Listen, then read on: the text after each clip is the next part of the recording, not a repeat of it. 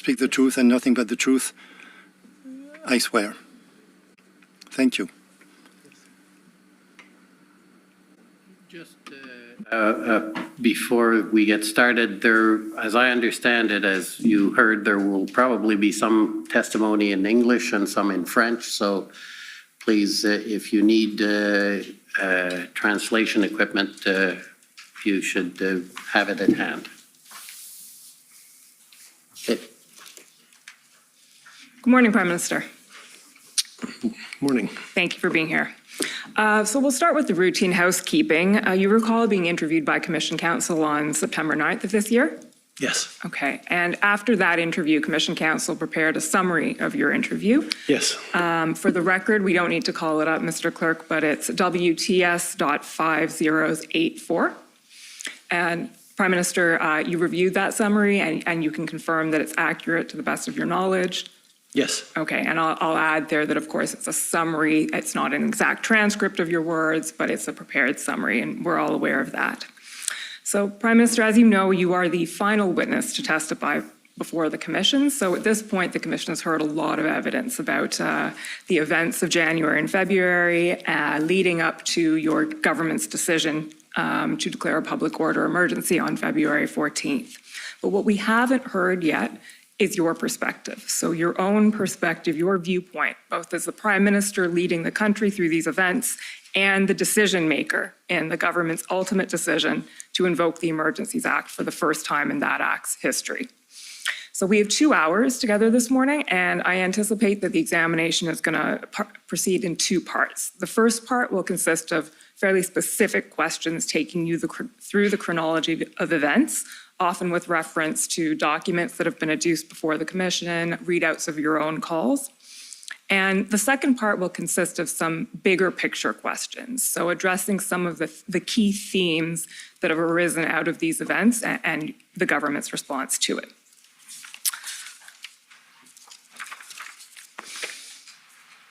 So let's start with the chronology of events, and I'll warn you, we're going to fly through this pretty quickly. 2 hours is not a lot of time to fly through everything that happened between these days, but if ever you feel like you need to add in some narrative or explanation, please feel free to do so. So we'll start with just the pre-arrival days, so before the convoy arrived in Ottawa. We know that you learned the convoy was on its way a few days before, maybe around January 24th, and you were briefed on it by both officials from PCO and your own staff from PMO. Can you recall what your expectation was at that point? So you've been briefed, the convoy is on its way. What did you anticipate was going to happen? Mais on avait vu So in the preceding months, we had seen a certain level of frustration mounting with regard to the vaccine mandate. And we had heard some strong language emanating from several people across the country. This also reflected what we had seen during the election campaign 6 months prior.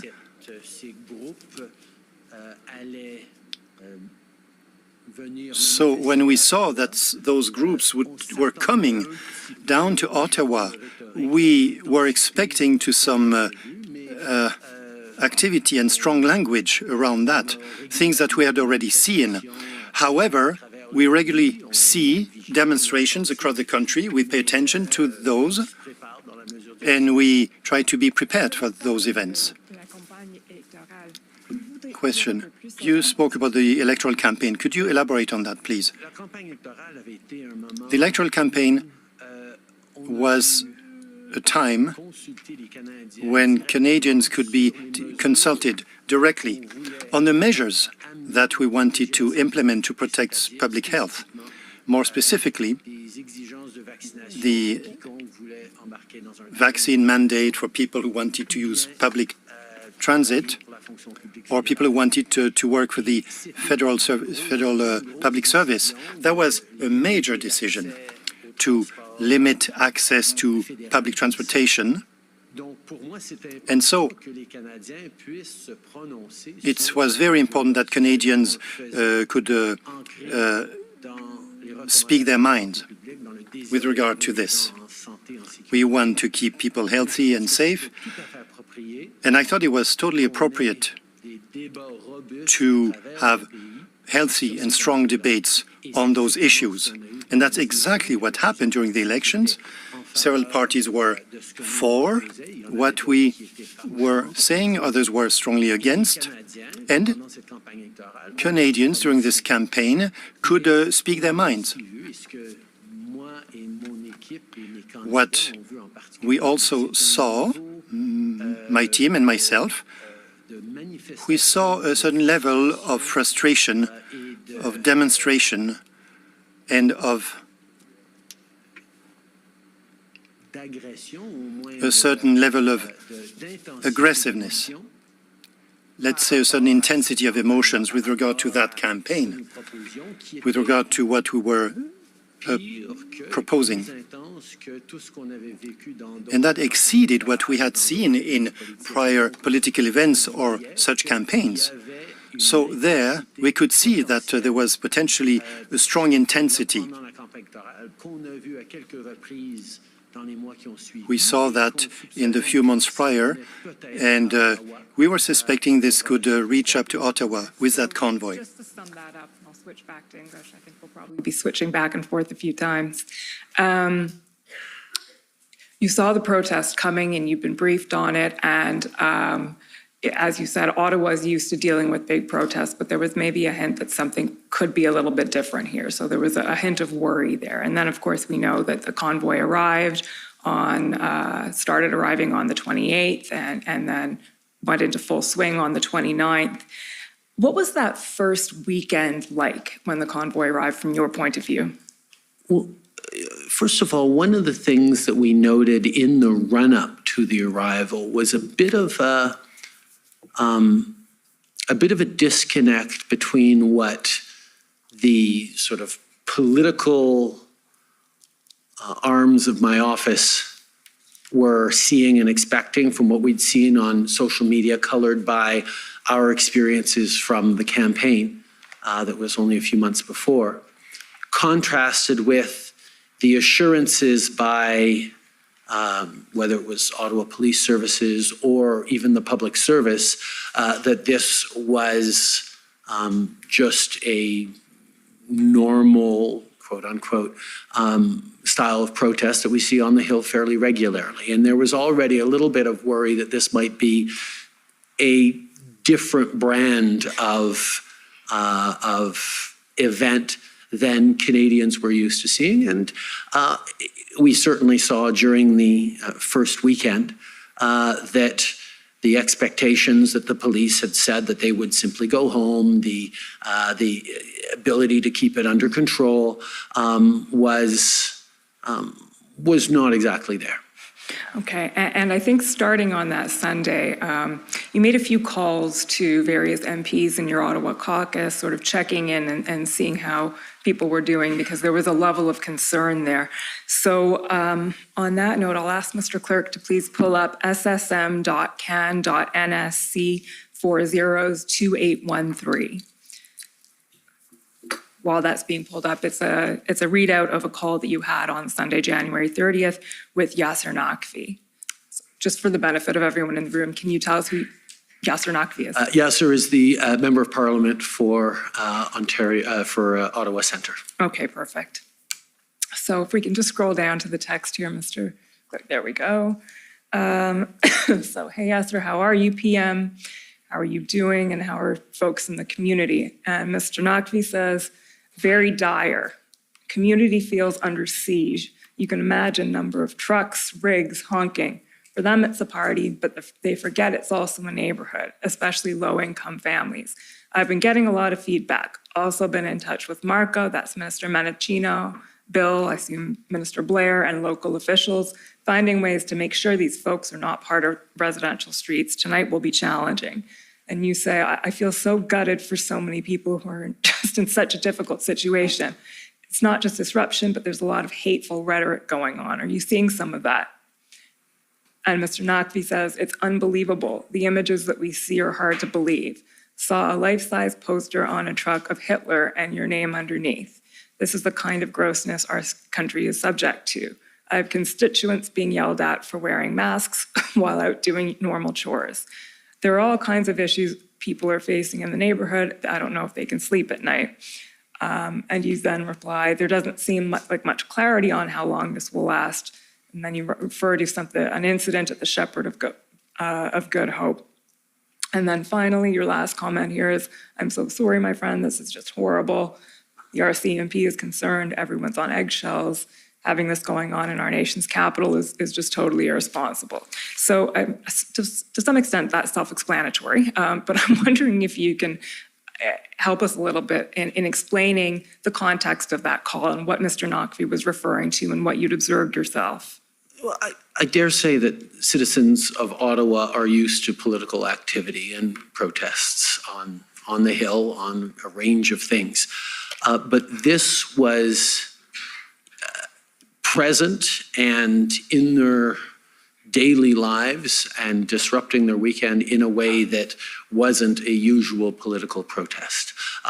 From the intimidation and harassment of people for wearing masks to a very concerning story about folks disrupting the nearby homeless shelter and soup kitchen.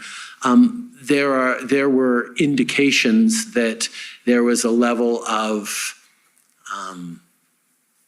disregard for others that unfortunately we had seen examples of during the election campaign. And it emphasized for me that this was the same kind of thing that we had seen, the intensity, the anger, the hateful rhetoric. Okay. Moving on then, Mr. Clerk, to the next document, ssm.can.nsc402812. So Prime Minister, this is moving on to the next day. So that would be Monday the 31st. I think at some point there was some hope or expectation that the convoy might disperse by Monday, but it didn't. And at that point, you have a call with Mayor Jim Watson of Ottawa. So we'll just look at a couple of things here. The initial reference is to a press conference you've done, and he tells you hit it at the park, hit all the right notes, and then says these people had their time and need to move on. So he's and he's trying to get this across to the chief of police, that'd be Chief Slowly. So Mayor Watson is obviously very focused on putting an end to the protest if he can. Scrolling down then, that last bit, JW, that's Mayor Watson. Chief of Police said it's so volatile, but kept under control so far. Look at the redacted parts in the document. The diehards chain themselves to this. It's unfortunate for people living in the neighborhood. Chief of Police spoke to Chief Lucky, and you need a few more sources. I think that probably means resources, and you say that's for sure. And then it goes on, he says, a little more. We have to do this with a sense of balance. These guys are just looking for a fight, and your comment back on that, Mr. Clerk, is the Remainders will have no choice but to incite as a counterbalance, so we all have to be careful. Can you explain those last few comments and the balance and counterbalance you were referring to there? Can you scroll back up to okay, no, just scroll up to the redacted parts. Line and line on the text screen. There we go.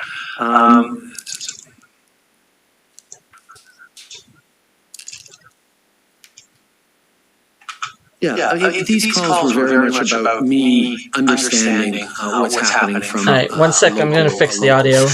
And there was expression in this that there were some people who were more intense in the protests than others. Some were just along to be part of something that they agreed with. Others were really shaping it and driving it.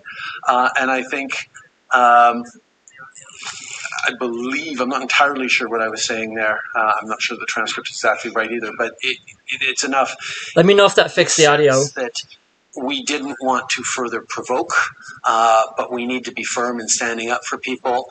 We need to encourage people to leave, but if they see that... Message in the chat if you can hear both the computer and the microphone. To dwindle, the ones who remain will be more intense. So there's a sense already that as we manage this, we have to be careful. We want to make sure that we support and protect people living in the city, that we're allowing for life to get to normal despite this protest, without inciting any reactions that amplify the thing further. Okay, that's helpful. Thank you. The next one, Mr. Clerk, is ssm.can.nsc 402814. So now we're at Wednesday, February 2nd, and this is a call that you have with Anita Vandenveld. So again, can you tell us, Prime Minister, who Anita Vandenveld is? Anita is a Member of Parliament for Ottawa, Nepean East, or I believe that's it. Anyway, she's just to the west of downtown. She's a longtime MP and a very strong community member of Parliament, and she was expressing here just how the tone of and the tenor of this. What was going on in the neighborhoods and around people was worse and more hateful and different from anything she had seen before in a number of years as an MP, but a long time involved in political engagement. So you remember this call? Yes, I do, very much. Okay, so we'll just read through a little bit of what Vandenveld said. Starting there, you say, "I wanted to check in. How are you doing?" She says, "I really appreciate it. I'm torn, I'm scared, but I get really mad that I'm scared. Kids with autism, the noise, it's one of those things you feel like it's okay, well, it's awful. I'm not a stranger to volatile environments, but it's different because I know the sentiment is directed towards us, you particularly. There's this hate for liberals." And then after that, "I do think it may deter some young women looking into politics. I don't want anything to happen to one of us, God forbid you, before we start thinking about all of this." And then she speaks about constituents calling about what the PM is going to do about it. "It's hard," and she says, "it's hard because I know it's not within your purview. People are frustrated and they just want somebody to do something to get the city back." And then she speaks about some other hateful messages that she's Did you try talking to them? It's about how you balance it again, being responsible and reasonable. So the part of this that I'd like you to speak to, Prime Minister, is where she says, "A lot of constituents are calling me about what the PM, what the Prime Minister is going to do about this." And she then says, "It's hard because I know it's not within your purview." So what does that refer to? That actually refers to one of the challenges and things that we were struggling with from the early days of the pandemic, of the convoy occupation, which is that because they were very visibly most motivated to protest the federal government and federal government policies, even though many of the mandates they were actually vocally concerned about were provincial measures, but it was very clear that they had targeted Ottawa and the seat of our federal government deliberately, that it was a federal protest in a city that houses the capital. There is an impression, an expectation that therefore it's the federal government's responsibility to deal with it, to make sure that it goes away, to stop it. There is a general expectation, even by people who are longtime residents of Ottawa, that this is somehow like Washington, D.C., that is a separate enclave where the RCMP can give out traffic tickets, which they don't. But there is a blending of orders of government in protection of Parliament Hill and the precinct that led a lot of people to say, well, they're here, they're angry at the Prime Minister, they're disrupting my neighborhood. The federal government should really do something to get rid of these protesters. Should have put deflecting responsibility on the bingo card. Where we were continually explaining, as Anita said, it's not in our purview, the management of Wellington Street, of neighborhoods around, was the jurisdiction of the Ottawa Police Services. And if they needed support, the OPP and then the RCMP could be providing extra supports, but it was their jurisdiction. But of course, anyone who's involved in politics, you can be a federal MP walking through your riding and someone complains about garbage pickup. They don't want you to hear you say, oh, no, that's not a federal issue, that's municipal. They say, thank you, I'll make sure we pass that message along, and we'll try and see sure that gets fixed. The idea that I was saying, this is not a federal policing issue, this is not a federal issue, this occupation, this is something that Ottawa Police jurisdiction need to take care of. For a lot of people, sort of say, well, like, see, they're here because of the federal government, and the federal government is refusing to do anything about it. Was the kind of blending of narratives that we had to be really careful about. I think we're going to come back to that when I start asking about Ontario's initial response to all of this, but we're not quite there yet. So I'll take you a few more things, and then I'll ask you to pick up where you left off there.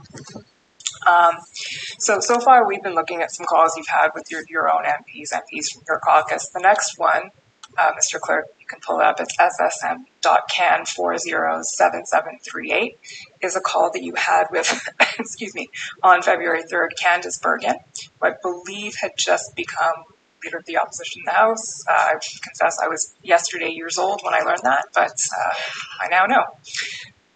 Okay, so this is a call you then have on Wednesday, February 3rd with Ms. Bergen. And do you recall this? Do you remember this call, Prime Minister? Yes, I do. And can you tell us what inspired that call? Or it was mostly a congratulatory call when someone becomes more redactions. Political party that sits opposite us in the House. I tend to reach out and have a bit of a personal conversation. I usually ask after family, see how they're adjusting to it, to maybe give some recommendations about trying to get enough sleep, but I try and keep it a human introductory call, even though I had engaged with her many times in the House over the years as an MP. When she became leader, I wanted to reach out and establish that personal contact. Of course, it was all happening in the context of this occupation going on, so that was part of the discussion, but primarily it was a congratulatory call. Okay. Get enough sleep is always good advice. Mr. Clerk, can we scroll down a little bit? Let's see. That's a massive missing chunk right there. The conversation that you start talking about the security situation in Ottawa. You say the second set of briefing would be security situation in Ottawa right now. Obviously of real concern, and we have lots of disagreement on causes and path forward. I would certainly like to make sure you're getting briefings on safety and the situation and have you at least fully informed.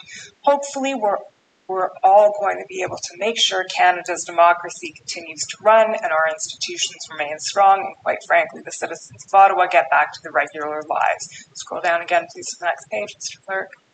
So Ms. Bergen says, absolutely, I agree. I'm sure you weren't following question period today, but that's what I'd like to see, some resolution. You're right, we disagree on some things, but I would agree with you. The goal is to let's find a way for people to head back home and clear things up in Ottawa. We do want the same things. If you have some ideas or some things you think could be done, extending an olive branch is one way of putting it. We'd love to be able to work together to make that happen. All of us, and you say in reply, all of us need to focus on getting the temperature down, and getting people back to normal lives. Let's ensure there are discussions on that, and there may be opportunities to work Was together. that before or after he called everyone racist? Protesters there have jammed themselves into a corner, and their acts are non-starters. Have our democracy and our institutions, that is well worth defending. There are ways we can get beyond this. I'm worried about setting a precedent where if anyone wants something, they can set up a blockade on Wellington Street. People need to be heard, and that's part of our democracy and getting that balance right. Ms. Bergen says she agrees with everything you said. I think that you do have to be cautious, and as PM, you don't want to set a bad precedent. I'm sure you're talking and coming up with some ideas, and then she offers to help.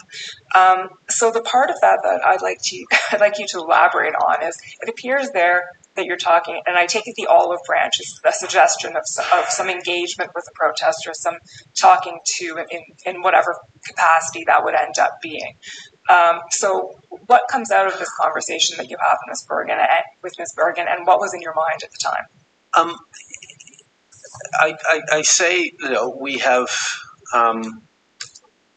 ensure there are discussions on that. Let's ensure there are discussions on that was very much, let's make sure as political parties we keep talking about it and figuring out how we can work together. And then, some of their asks are non-starters, like overturning the results of the election that we just had. But in terms of responding to their demands or legitimizing them by engaging, I'm highlighting that I'm worried about setting a precedent that a blockade on Wellington Street can lead to changing public policy. People need to be heard. Isn't that the point of protesting? To change policy? Then, she agreed that I need to be cautious and I don't want to set any bad precedents. Okay, so fairly self-explanatory. There's a willingness to discuss, but you were concerned about setting a precedent where a blockade could equal a change in public policy. Is that fair? Yeah, I think we have a robust functioning democracy, and public protests are an important part of making sure we're getting messages out there, and Canadians are getting messages out there and highlighting how they feel about various issues. But using protests to demand changes to public policy is something that I think is worrisome. Okay. What about when you guys blocked the train tracks months before? No, please go on. Protests, if you're out protesting that the government is shutting down a safe injection site or something, you are asking for changes in public policy. But there is a difference between occupations and saying we're not going until this is changed in a way that is massively disruptive and potentially dangerous, versus just saying, we're protesting because we want public policy to change, and we're trying to convince people to get enough of them that politicians will listen to enough people saying, okay, I'm going to lose votes if I don't change this. That's the usual way protests can be effective in our democracies. Okay, that's a fair point of distinction. Thank you. Mr. Clerk, the next document is ssm.can.nsc402819. So, Prime Minister, we're now heading into the second weekend of the protests, so Saturday, February 3rd, and our understanding is that the protests intensified again with more trucks coming into Ottawa. And on that day, on the Saturday, you have a call with the Governor General, Mary Simon. Do you remember that call? Yes, I do. Okay, so here is the readout of it, and we'll just go through quite a bit of actually what was said on that call. So again, there's the introduction, and you say it's been stressful, not so much for me personally. The Governor General says, yes, they seem reluctant to give it up also, makes it challenging. You say, yep, people blame the feds, many of the mandates, not us. And for the police, well, we don't direct them. Trying to get this resolved as peacefully as possible. Want them to find a way to save face, but they can't shut down our democracy. Sorry, they're trying to pull you Our into democracy. This also. They just don't understand the institutions. And then the Governor General asked to go further on that. Actually, I'll stop there. Do you remember what you're referring to in that paragraph there? Yeah, that was I believe it was a memorandum of understanding that some group within the protesters had declared that what they wanted was to empower the Senate to work with the Governor General to create a provisional government appoint a government committee that would change public policy, and displayed a lack of understanding of how our democracy and our institutions actually work. Okay. But It sounds like Biden. Our democracy. Bombarded.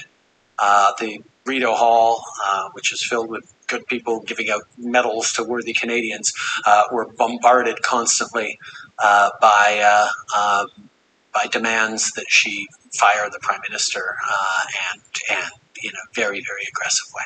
And that's what I was referring to as tough for her and tough for her team. Understood. And is that what prompted this call? could have been part of it, but I also speak regularly with the Governor General just to check in, and obviously this was something that was worthwhile checking in on. But yes, that was probably the reason. Fair enough. Okay, so then she asked if there's any sense on how it will be resolved, and you say something, and then now they're starting to do that. Bill Blair has handled a lot in the past. You know, we've heard a lot from Bill Blair at the commission as well. This is not a protest, more an occupation, hard to diffuse. It will take time. Be very careful to not try to fix something we don't have the tools for. And then there's some discussion of the funding. Scroll down a bit, Mr. Clerk. Onto the next page, please. And then the Governor General says, yeah, there's some of the senior staff getting a lot of hateful emails asking for the Governor General to fire the Prime Minister and to create these crazy things. It's difficult to receive these things. They made a website in my name saying stuff. Have to let it slide off our backs. And then you discussed. They made a website? Oh, no. So is that where you were just referring to, Prime Minister? Yes. And the sort of bombardment? Okay. So just generally speaking, before we move on, what was your sense of where things were at on that second weekend? The first weekend, caught everyone by surprise. Through the second weekend, I think I mentioned it in referring to Bill Blair, talking with the local police with his own expertise and background, talking about things that can be done to try to de-escalate, to start putting an end to this, understanding that it can't happen overnight, but that there are things that should be done. There was an expectation or a hope that on that second weekend we would see a decrease in activity and a dwindling. Instead, we saw a surge on that second weekend, and things that we had heard that the police were going to start doing this or doing that, and we're going to be able to respond, didn't seem to be materializing. There was a sense that the occupation was just continuing full swing without any real control or even plan to end it. And I know from conversations with MPs and others that the citizens of Ottawa were quite frantic about having to go through a second weekend of horns and disruptions and being yelled at for wearing masks and not being able to go to their neighborhood stores and see the Rideau Centre shut down and all these different things that were really problematic. You mean the stores that were shut down for 2 years? Starting to get pretty upset. Before the truckers? 2 full weekends that they were being massively disrupted by. Okay. Thank you, Mr. Clerk. Take that one down. So speaking of getting a little upset, the next topic I want to address with you is Ontario's initial response to the protest in those early weeks. So one theme that's emerged from the evidence we've heard, and we've seen this several references to it in the documents, is your government's frustration and your own frustration with what might be characterized as a certain reluctance on the part of Ontario to engage, especially in the tripartite tables that Minister Blair, I think, had put together. So, Mr. Clerk, can you pull up ssm.can.nsc 402837? This is the readout from a call that you had, Prime Minister, with Mayor Jim Watson on February 8th. He looks so smug. Okay, so just keep scrolling a bit, Mr. Clerk. Past the key takeaways onto page 2. So just to stop there, give a bit of situation. So Mayor Watson here brings up the expression whack-a-mole, which we've heard several times in the commission. Fighting a losing battle, we don't have enough police. And you reply that, well, that's entirely right. I know we're looking carefully at that. We're looking at the resource thing. And then you say on the Ottawa policing side, you've seen, as I have, some concerns on how things were handled from the beginning. And then you ask about Mayor Watson's relationship with the police chief and how they're working together. And you observe that there are moments where Mayor Watson is saying one thing and the chief is saying another, and ask if there's anything you can do about that. So just briefly before we go on, can you comment on that a little bit and the Ottawa policing situation to the extent that you were briefed on and aware of it? One of the things we'd said from the very beginning to the RCMP and to the Commissioner of the RCMP and to government in general, that if there was anything we could do to support the Ottawa Police Services in what they were doing, if we had resources or abilities, because there is a federal presence in this capital city, we should do it, that we were there to be helpful. I instructed Brenda to try and do whatever she could to send support to the city of Ottawa. What we got back, or what we had heard, as I recall, were different numbers from what the mayor said Ottawa needed to what the police chief was saying they needed. And the one thing that the commissioner made clear to me was they needed to know that if they were deploying resources, that they were going to be appropriately used, that there was a plan for that. And we see it sometimes in requests for assistance across the country, where someone will say, "We need 20,000 police officers," or we need the military to come in with 1,000 troops, or we need this or that in RFAs. And part of our due diligence is, okay, what do you need them for? What are you going to be doing them for? Because, for example, if you're sending in military, as we did in Hurricane Fiona, to help clear power lines, as was necessary in Atlantic Canada, in no situation do military members engage in policing activity. And there was a sense that maybe they could be directing traffic. And we have to make sure, no, they're not police. Military isn't there to play police roles. And that's why we always have questions that, okay, we're going to send resources, but we need to know how they're going to be deployed. And there wasn't always that clarity around what the plan was, how many they actually needed, how they were being used, and how they were, where they were going to be best deployed. Okay. Just keep scrolling down, please, Mr. Clerk. I'll tell you when to stop. Keep going, please. Oh, no, I'm sorry, I missed it. There we go. So Mayor Watson says, "I'm going to ask after this phone call whether the federal government will live up to its commitment. We need boots on the ground very shortly. It's not dying down. Took over Metcalfe Street, blocked all of it." And you reply, "Listen, yes, you can say the federal government will be there with more resources. But again, the thing that frustrates me, and everyone is conflated, but Doug Ford has been hiding from his responsibility on it for political reasons, as you highlighted. And I suppose it's important that we don't let them get away from that. We intend to support you on that." And Mayor Watson replies, "They keep dragging their feet. I'm happy to call them out on it. It would be nice if we got something firmed up with the federal government to shame them. Ford didn't even make an effort to come and see what's going on." So more deflection of responsibility. On the politics that are going on there. Well, first of all, when I say everyone is, I believe, is conflating. It was conflating, a protest of federal issues with a federal responsibility to do the policing that would dissipate that protest. So that was, a little bit of an interplay that there was a sense that in the initial phases of the protest, the Ontario government was happy for the perception to be out there that this was a City of Ottawa issue and a federal government issue, and that as a province, they really didn't have a responsibility or a jurisdiction to play in there. It was a unpleasant situation. There were bad headlines. I was getting grumbled at by citizens of Ottawa every day because the federal government wasn't dealing with it.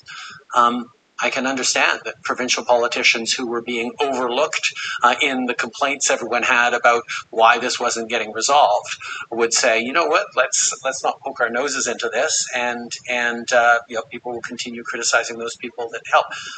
I'm fairly certain that behind the scenes, the OPP was engaged with Ottawa Police Services and was providing supports as we were as a federal government. But I think at the political level, there was probably a decision to continue to step to stay back a little bit and let us wear it a little bit. What we had seen during the pandemic and during other crises is when the three orders of government are able to work seamlessly together. Not only does it deliver better results and better coordination, but it actually reassures citizens to see that people who are not always politically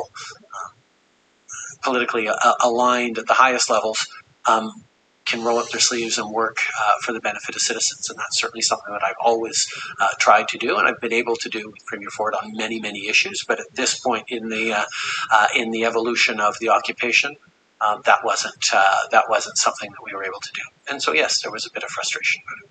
Okay, well, and we'll see that the very next day you had a call with Premier Ford, and just in the narrative what was going on at this point is, in addition to Ottawa, and there were a few things, as we know, going on across the country, but by this time, the 7th, 8th, 9th, the Ambassador Bridge blockade had really heated up and was in full swing, and that seemed to be a turning point, several ways, but certainly for Ontario's participation in all of this.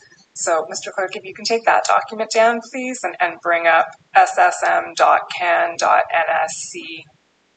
402845.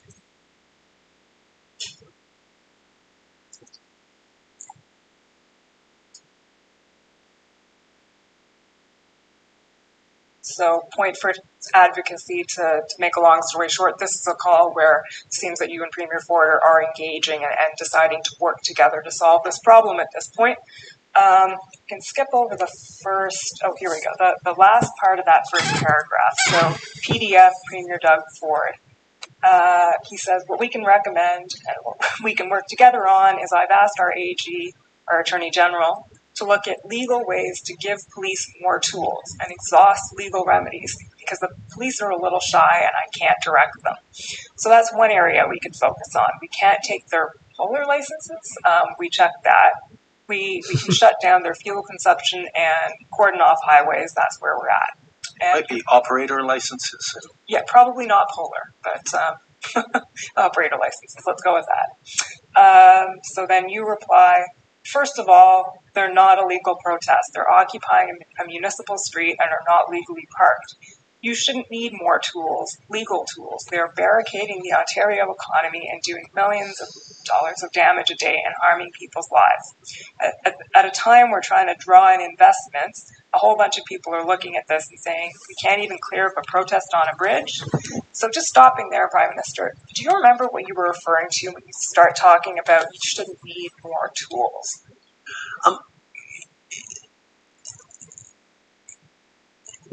I mean, that whole question around legality or illegality of the protest. They didn't have a permit to protest. They not certainly as long as they had. They were illegally parked. They were engaged in I'd count that as illegal activities. There are any number of municipal and provincial bylaw infractions and legal infractions that they were engaged in by just being there. And there is a sense that, and this was based on an earlier conversation I had with Bill Blair about how one proceeds in this,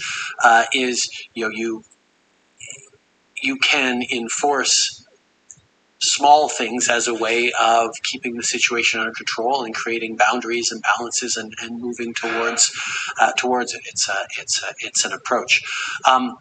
The issue here was that there were things that they could do and things that I know were tried that they realized were unsafe for them to do. There are stories of police officers getting swarmed there when they tried to arrest someone with a jerry can filled with gasoline.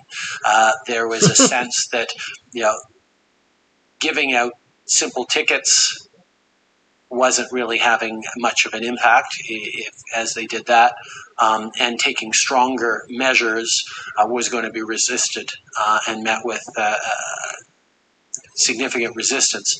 But these are things that if they feel they didn't have the resources to enforce a prohibition on bringing in jerry cans or a prohibition of parking on the approach to the Ambassador Bridge, well, let us give you more resources to do that between the OPP and the RCMP. We should be able to get the numbers up in a way that could lead for an ability to use those existing tools on the books. That was very much where our thinking was at that point. Like how many more police officers, how much more resources do you need to get a plan? And if there was a concern around, we can't get those police allocated to us from other jurisdictions unless there is a clear plan, well, we'll send you planners. We'll help get those people there so you can establish a plan that will allow itself to be deployed. There was really a sense that there was more things that could be done, and he seemed to be agreeing. Okay, and that's actually what you end up saying in the part you can't see right now, if that's the next page, the paragraph. I am at least consistent. So, nobody say the Bridges and Tunnels Act means the federal government has something. I can't read that anymore, but federal government has responsibility over the bridge and border. So there's a role for us to play. We're happy to play it, but nobody can get on the bridge because they're on municipal land being blocked. So we'll give you whatever resources you're in. The police jurisdiction needs to do their job.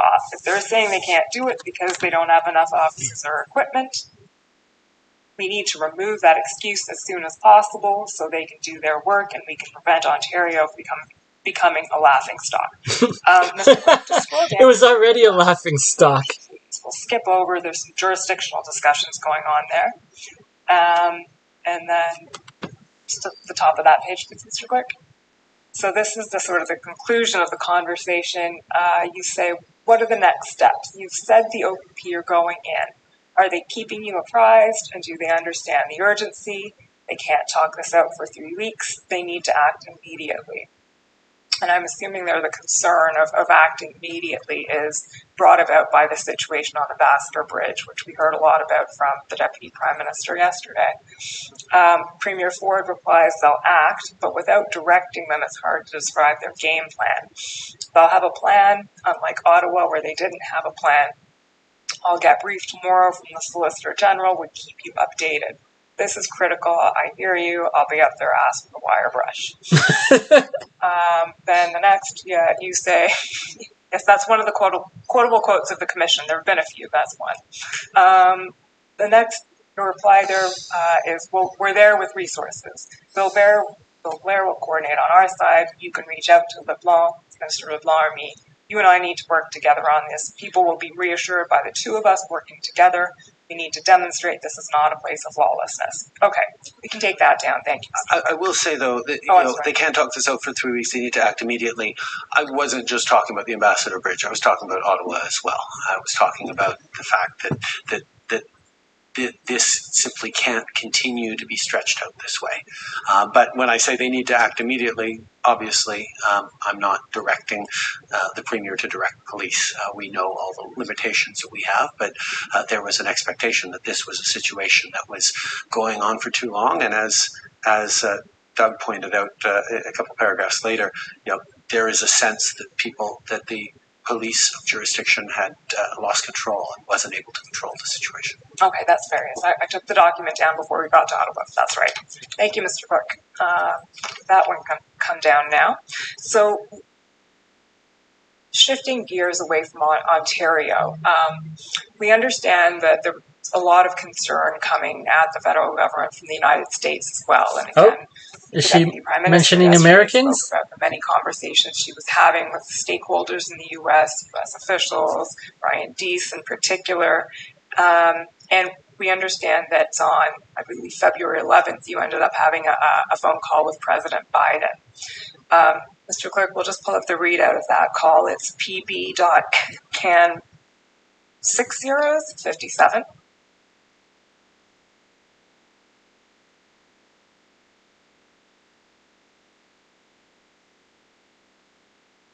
Okay, can I just scroll down to the next page, please? So, there, it's got to be somewhere. Keep scrolling until you see a readout, but in the oh no, there it is, I think. In any event, Prime Minister, can you tell us, just the readout doesn't actually say that much, so can you tell us about your recollection of that call? There were sort of two goals I had in that call.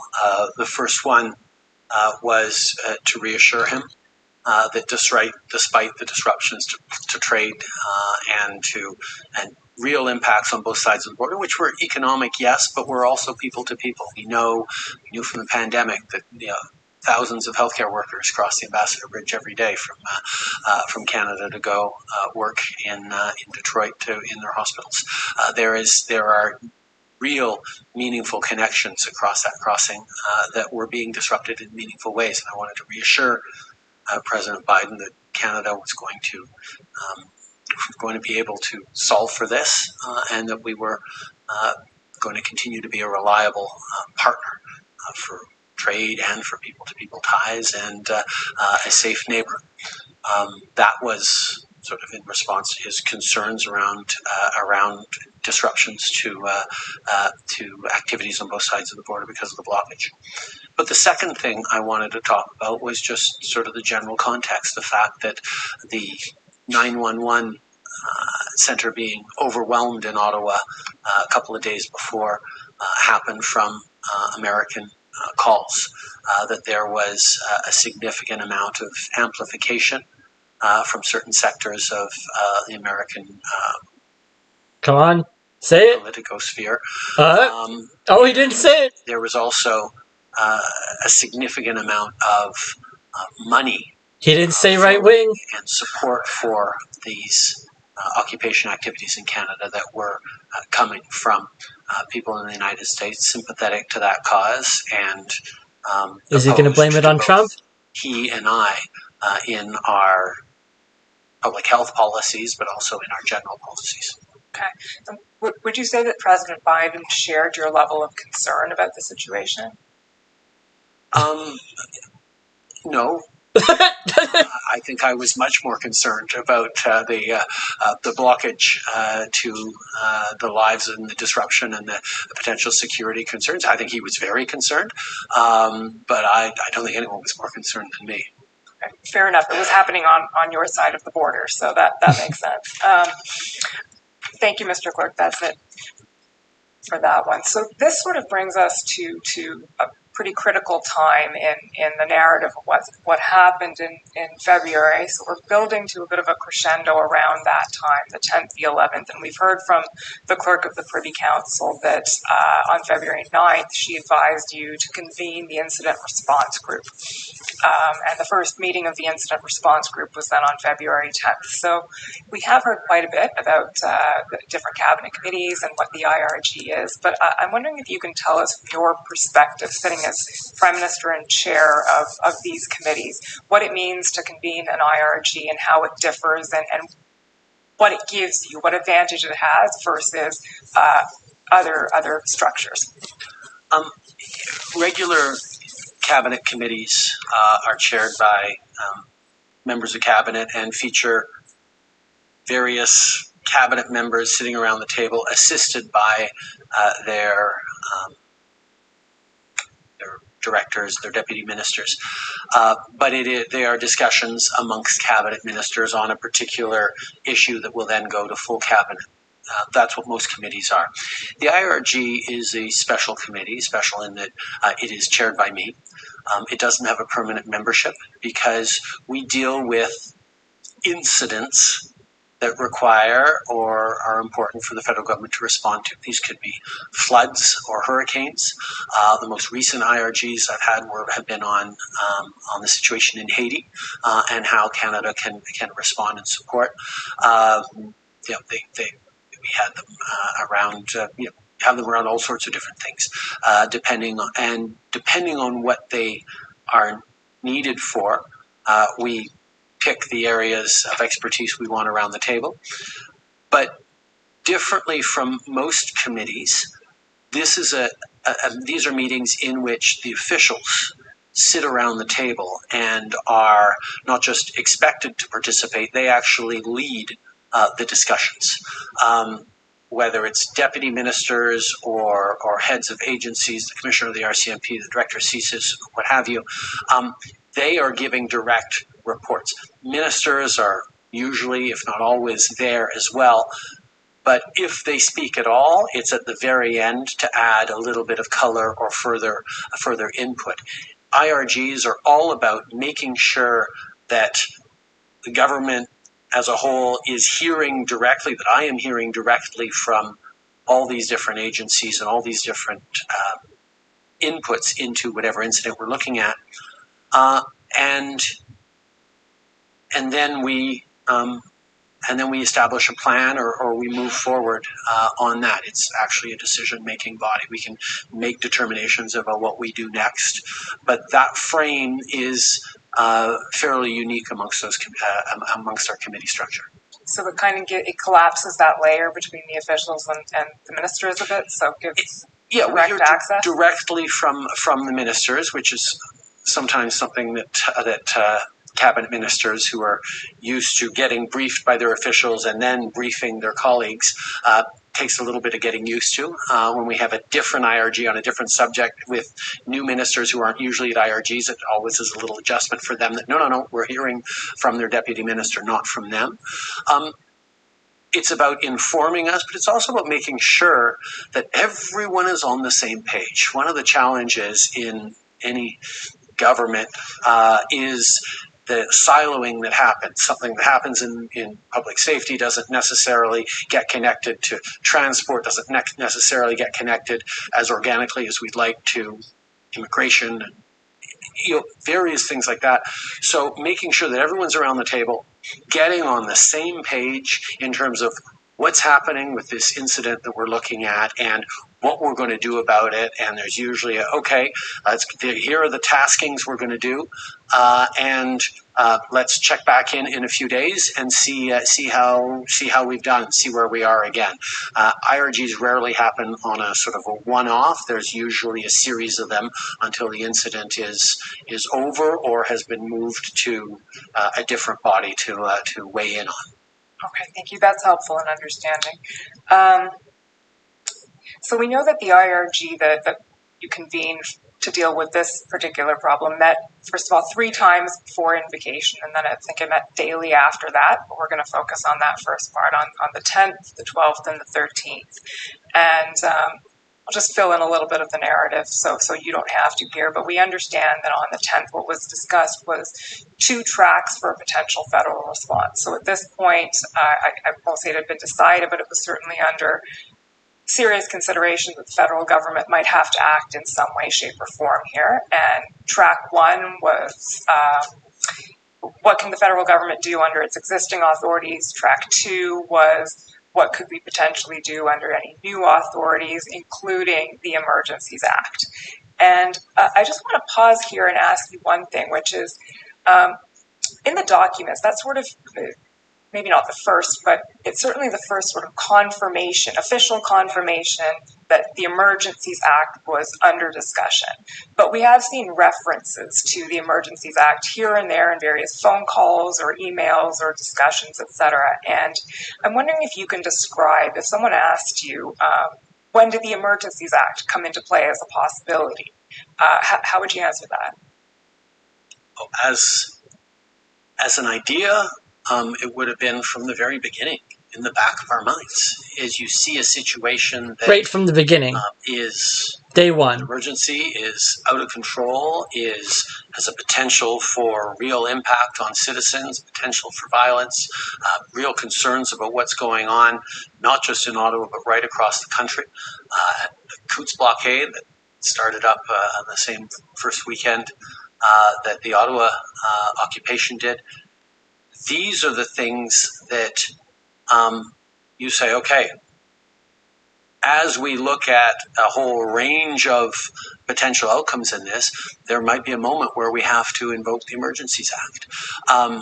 It wasn't seriously thought of because I will say certainly in my thinking right now, it was a fairly binary reflection. It was, we might have to invoke the Emergencies Act. There was no reflection of what we would have to invoke the Emergencies Act to do. It was just understanding that if this situation continues and is unable to get under control by anything else, the federal government might have to give the provinces more powers, give police more powers, do something to put an end to this. So whenever we said, yeah, we're looking at all options, it would have been in the back of our minds, particularly because I think we're probably the first government that had ever actually leaned in carefully to maybe using the Emergencies Act as we did in the beginning of the pandemic.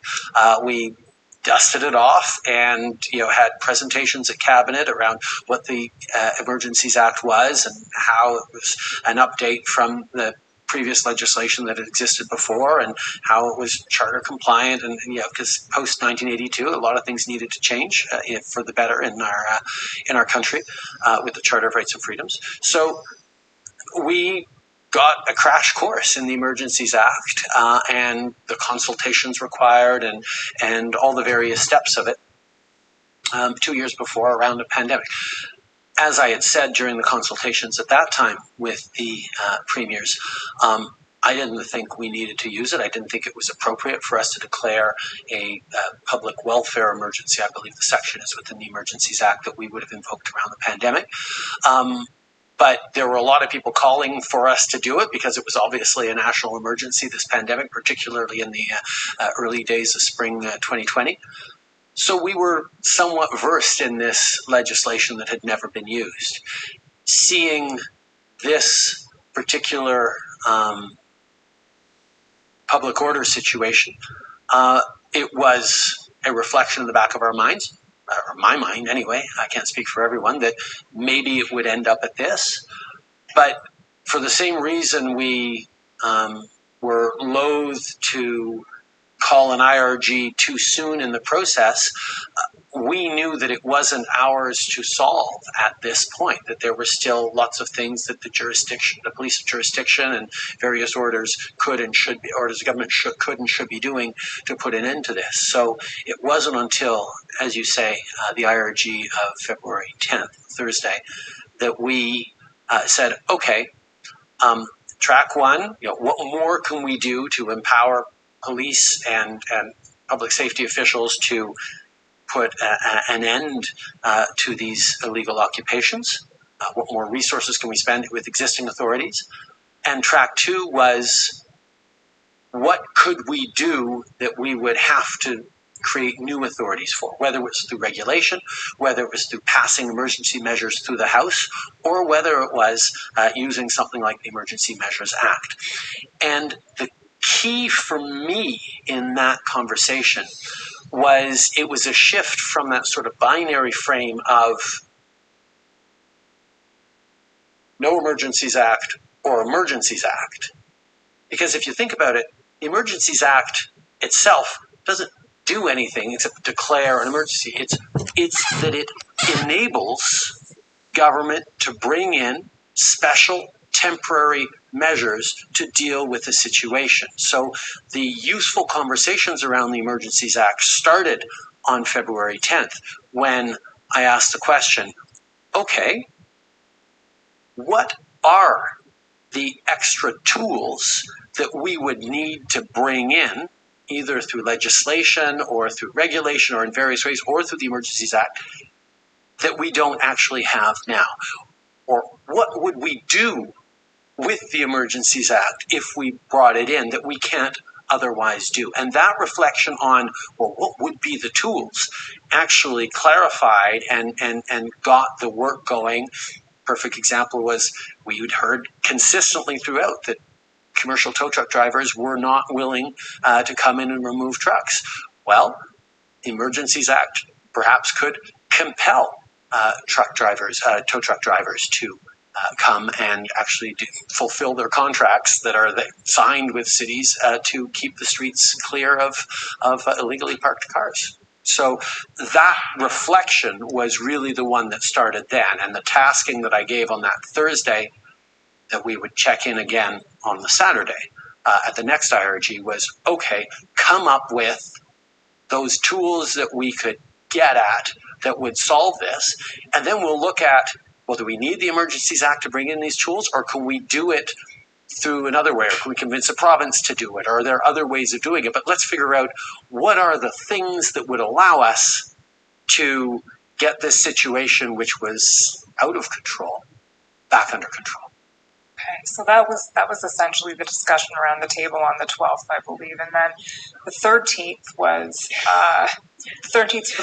the big day in terms of deciding as a government whether you want to take that first step and seriously consider invoking the Emergencies Act. Can you take us through, from your point of view, the chronology essentially of the 13th? We know there was an IRG meeting in the afternoon, I think it was 4:30, and the decision coming out of the IRG was to have a cabinet meeting in the evening and to discuss the potential invocation of the act. So how did those meetings play out?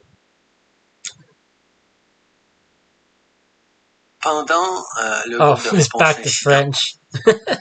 During the IRG on that Sunday, we took a very close look at the measures that were proposed, the list of tools that we could give ourselves to help the police, the provinces, and not only just to get a hold of the situation and control it, but also to prevent them coming back. Because you call this the whack-a-mole, we saw that the protesters were very clever when it came to moving around and to have a presence here and then move to another place to give and to turn this into a big challenge for the police and the police response. So the concern, if we put all our resources in one place, we could maybe control that situation. But by doing that, another location would become vulnerable. Or once we'd settled one situation, 2 days later they'd come back. So it was more of a question of, yes, to I helped in part to coordinate that through my efforts on social media. It was a massive endeavor. Maintained, and they had to remain clear until the situation calmed down across the country. So during the Sunday meeting, we took a look at the various proposals, whether they be for the tow truck drivers or provisions for certain areas that were prohibited. You couldn't go there to protest there. You weren't allowed to bring children there. You weren't allowed to cross the border if your objective was to join a group. And there were measures that the banks could take, that they would be able to freeze the assets of the protesters while they were on the sites, while they were barricading, and to sort of persuade them to go home. So we talked about all these measures. We wanted to see what are options to turn those options into reality. Can we pass legislation in the House of Commons? Can we speed things up to have a unanimous consensus, or can we do it quickly? Can we encourage the provinces to use more of their tools? And at that moment, it was becoming pretty clear that the situation was so urgent, and a fear that it could get worse and go into a free fall, and that it was urgent to act. And the tool that we had to quickly bring in those specific tools was the Emergency Measures Act. The other part of the discussion, Can't just invoke the Emergencies Act, you have to meet a threshold in order to invoke the Emergencies Act. And that brings us to one of the key questions, and I'll ask you about this several times.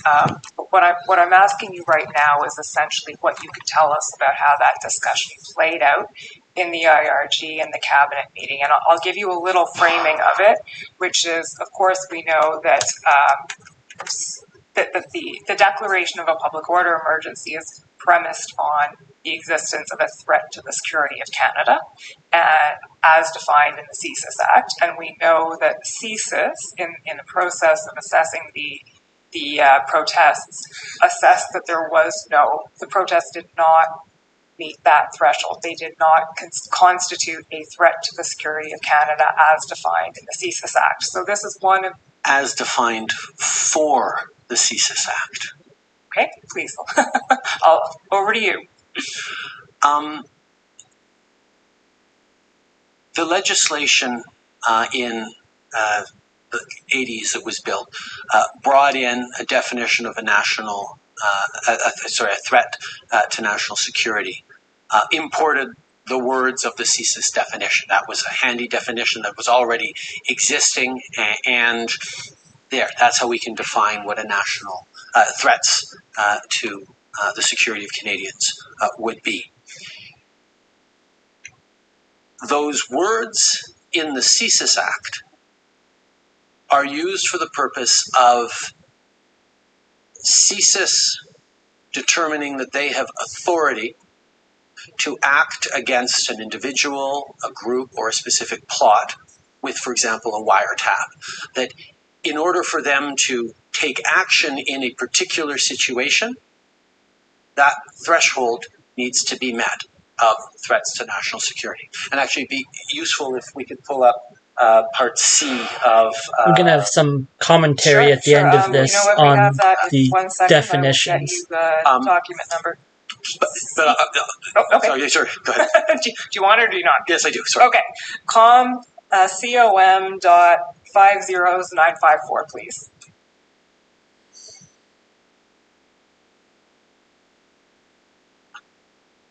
So here, I think this pastes together the three things. So national emergency, public order emergency, scrolling down, you'll see the reference to CSIS Act, and there, scrolling, Mr. Clerk. Yeah, just, sorry, keep going. Nope, keep going. Yep. There we go. Good. So in order for CSIS to be able to do a particular operation, it has to meet this matter of threats to the security of Canada. And then they can go and do that wiretap. This definition within a declaration of public order emergency under the Emergencies Act is about the Governor and Council finding reasonable grounds that there are threats to the security of Canada sufficient to invoke the Emergency Measures Act.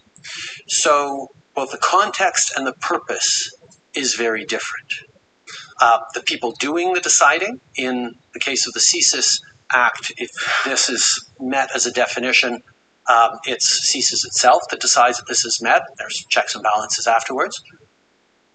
But for the purpose of declaration of a public order emergency, it's the Governor and Council, Cabinet, and the Prime Minister making that determination.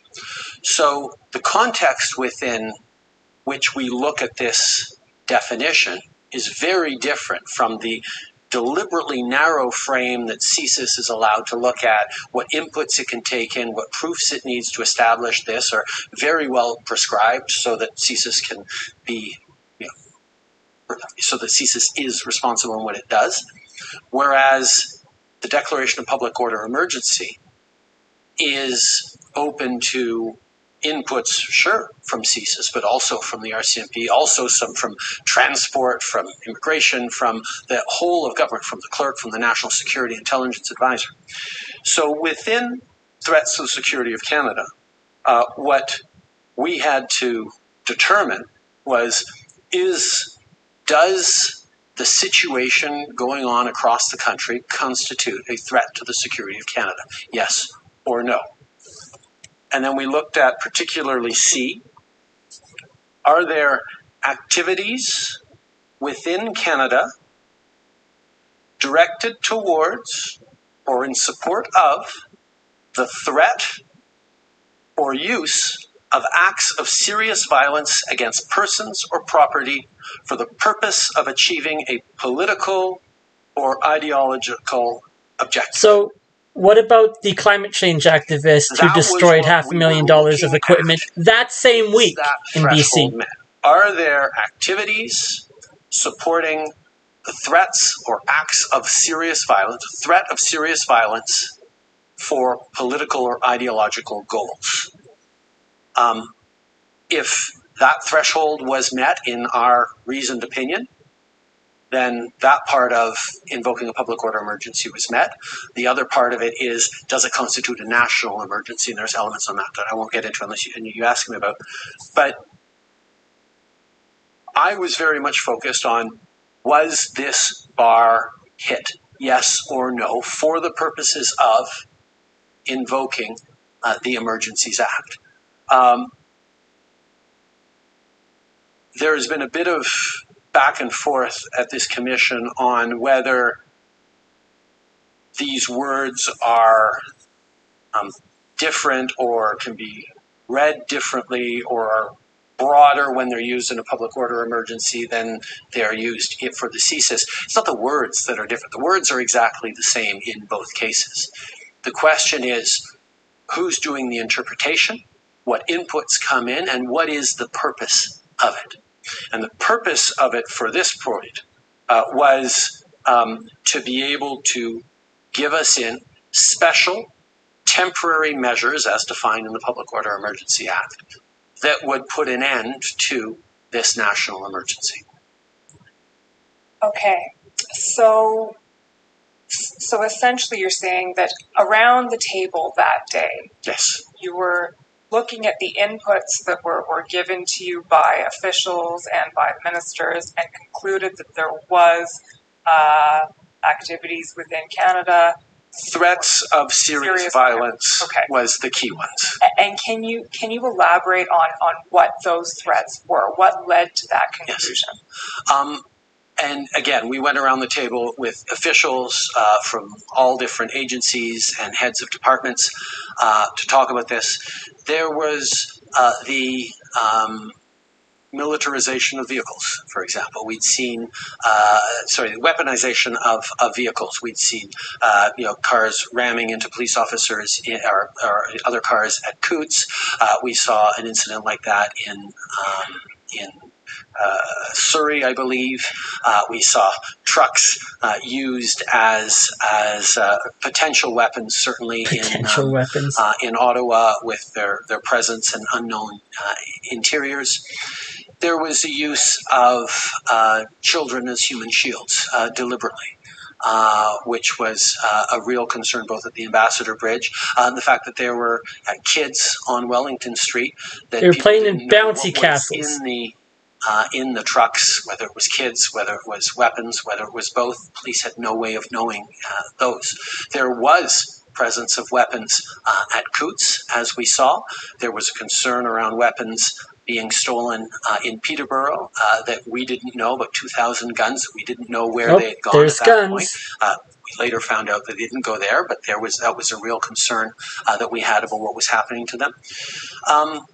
There were a number of others as well. There was the fact that police trying to enforce laws were met with active resistance, and a group of 30 police officers trying to interdict someone or arrest someone who was carrying a jerry can into the site in Ottawa got swarmed by 100 people, and they had to leave because there were threats to their safety, and they weren't able to arrest that individual. There were layers of danger that CSIS kept bringing up to us, that the presence of people promoting ideologically motivated violent extremism in the convoys had a danger of triggering not necessarily them to act, but lone wolf actors or people who could be radicalized to take actions that were violent. We saw increasingly counter-protests of people who were trying to take back their city. I just need mega Republicans we all saw to win. Images of grandmothers standing in residential streets against massive trucks heading their ways to try and prevent them from coming to join the convoy. There were all these things that positioned or presented real threats of serious violence, and every input we were getting on that weekend at the IRG was that things were not getting better, things were getting worse. Even as it looked like there was a plan for the Ambassador Bridge to move forward, it looked like there was going to be a plan for Coutts moving forward.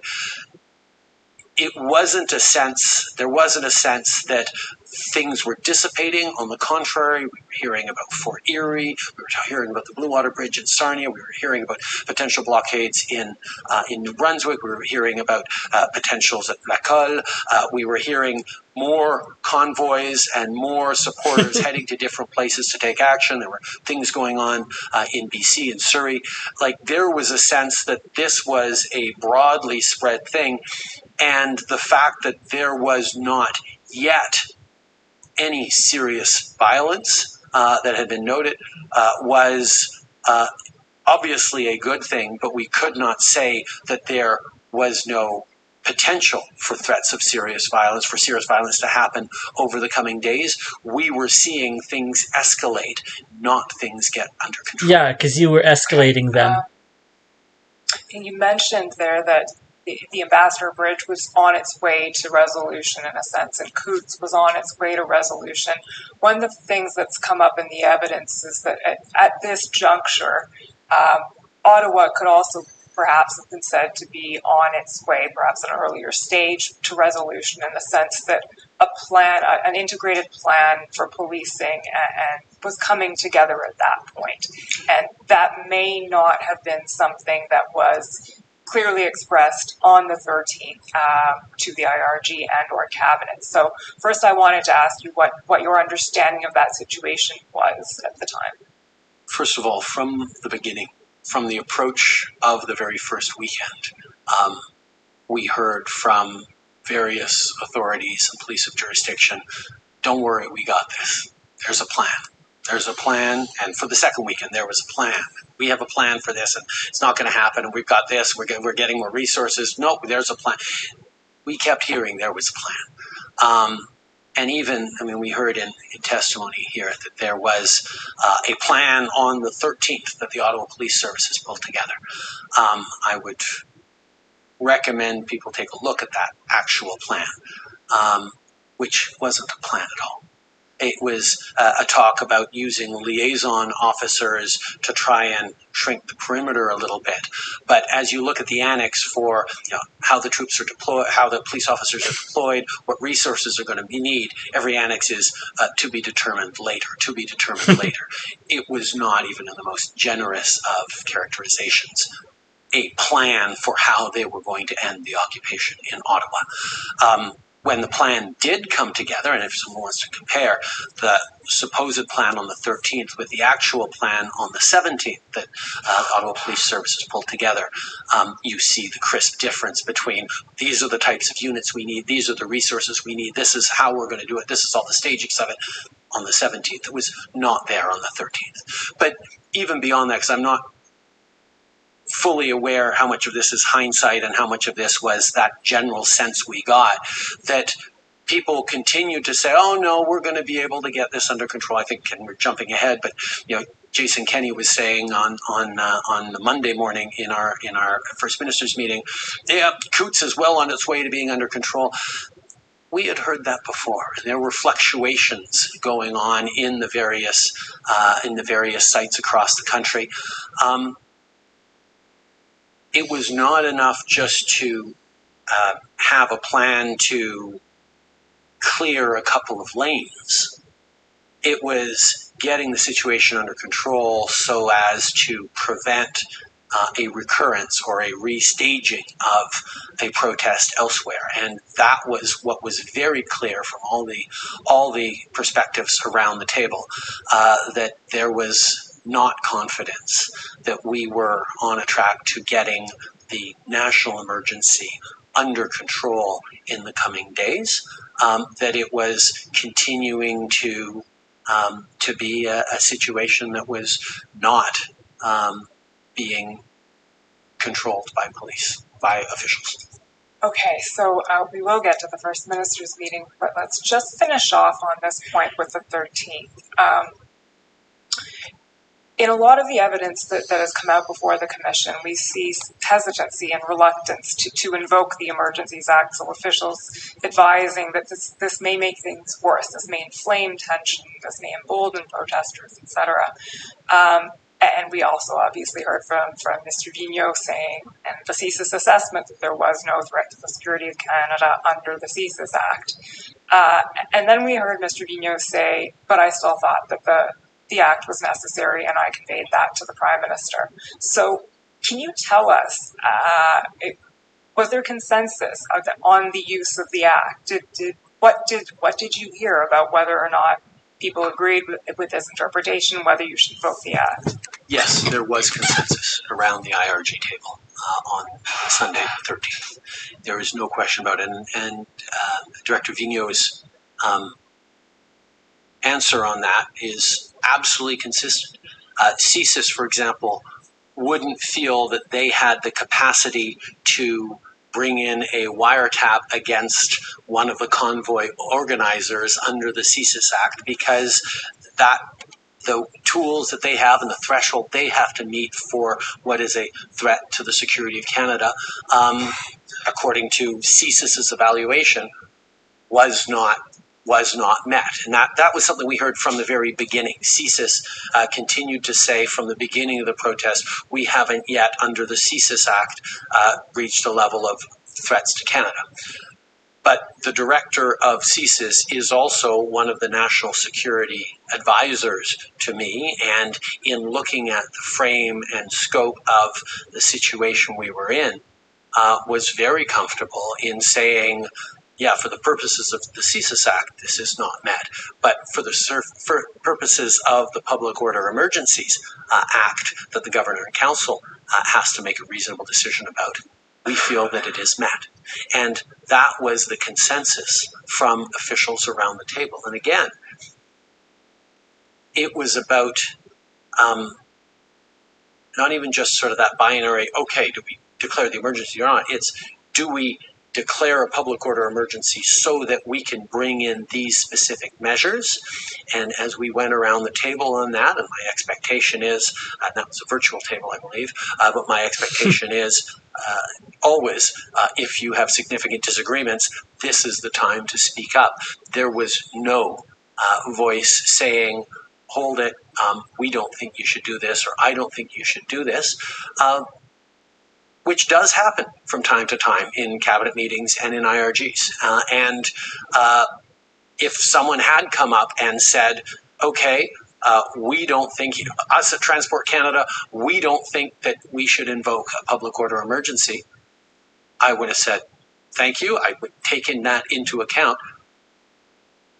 But I didn't need unanimity or full consensus in order to make the determination in Governor Council according to that we were moving forward. Obviously, it helped. And in this case, there was consensus around that table that invoking the Emergencies Act was what we needed to do. And when you say that, are you speaking of the IRG in the afternoon or the eventual cabinet meeting in the evening? I'm speaking of the IRG right now, with where we went around the table with officials, but we did a similar thing that afternoon. That evening with the cabinet meeting. I can talk about that if you wish. Yeah, that's the segue. So please do tell us about the cabinet meeting. Alors, à la rencontre du cabinet de ce soir. So, on that evening, the cabinet met and we submitted the conditions that needed to be met to invoke the act.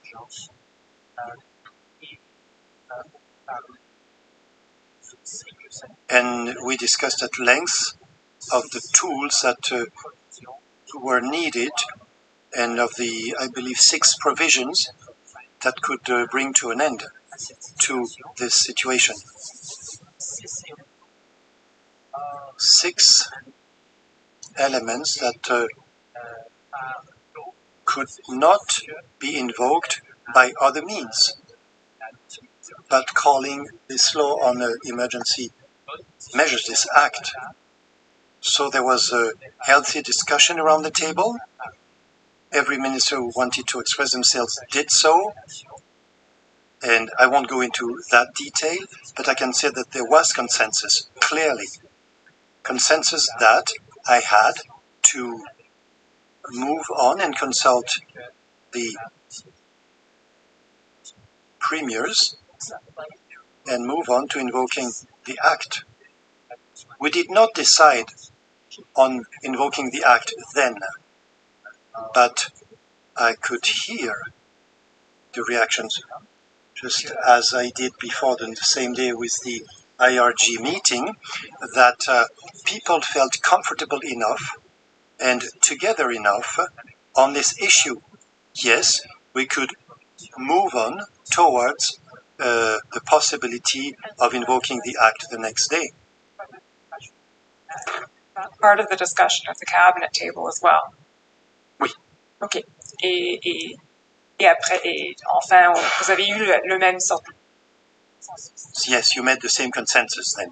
So that brings us Yes. to what we can loosely call Decision Day, February 14th. And I'm just going to try and lay out the chronology of that Valentine's Day. and then ask you, first of all, whether that is the correct chronology of the day, and then ask you to speak to various parts of it. So the decision coming out of cabinet the evening before was to convene a First Minister's meeting to have the obligatory consultation under Section 25 of the Emergencies Act before it could be invoked. And we know that late that night, an invitation was sent out to the premiers to that meeting. That invitation did not include the subject of the meeting, and we've heard some of your ministers and officials speak to why. But in any event, so the First Minister's meeting was held, I believe, at 10:15 the following morning on the 14th. Following that meeting, you had a call with opposition leaders, I believe, and a call with your own caucus. No. Okay. The caucus call was before the First Minister's meeting. Thank you. Okay. I wanted to make sure that we shared with our members of caucus who were going to be involved in very much a part of a government that has or would invoke the Emergency Measures Act. I wanted to let them know before premiers were consulted. I wanted to let them know that I was about to consult the premiers, but the sense was that caucus should hear it before the premiers heard about that. That makes sense. Okay, so caucus call first, then First Minister's meeting, then you spoke to opposition leaders, then around 3:41 p.m., I said around, but we actually know the minute, 3:41 p.m., you receive advice from the clerk, and that advice, as we know, is that the clerk recommends that you invoke the Emergencies Act, and shortly thereafter there's a public announcement of it. So just unpacking that, starting with the caucus call briefly, but the focus of this will obviously be the First Minister's meeting. Take us through that day. The caucus call was informing them that I was about to go into a First Minister's meeting in which I was going to present them with the fact that we were thinking about invoking the Emergencies Act. And I shared with them that these were the kinds of things that we would be giving police and various various officials and authorities which tools would be able to move forward with that. So I presented it. It wasn't a big discussion. I wasn't looking for consensus. There wasn't a lot of feedback. It was just informing them that we were taking this seriously and moving forward. And I dare say the response was very positive from our caucus. Then the First Minister's meeting. As I'd mentioned earlier, this was not the first time I talked about the Emergencies Act with premiers. I think as Ms. Telford talked about yesterday, I have had many First Ministers meetings over the course of the past 2 years to deal with the pandemic emergency.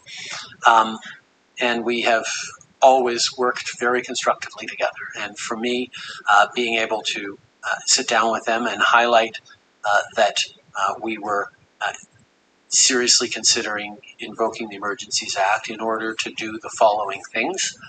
And I wanted to hear from them. And then I went around the table across the country to hear from each of them on their reflections, their inputs, their concerns, their support, their disagreements in some cases, but really wanted to hear what it was that they were going to be, what their thinking was on this situation that would, by definition, affect all of them on a situation that was, to a certain extent, affecting all of them.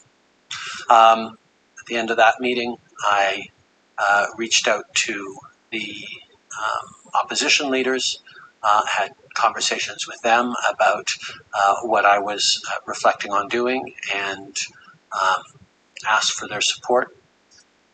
And then started preparing for a potential announcement that afternoon as the note from the clerk came in, making the official recommendation to the government that we invoke the Emergencies Act. Okay, so let me start with an initial question, taking you back to first thing in the morning. Had you made up your mind already? No.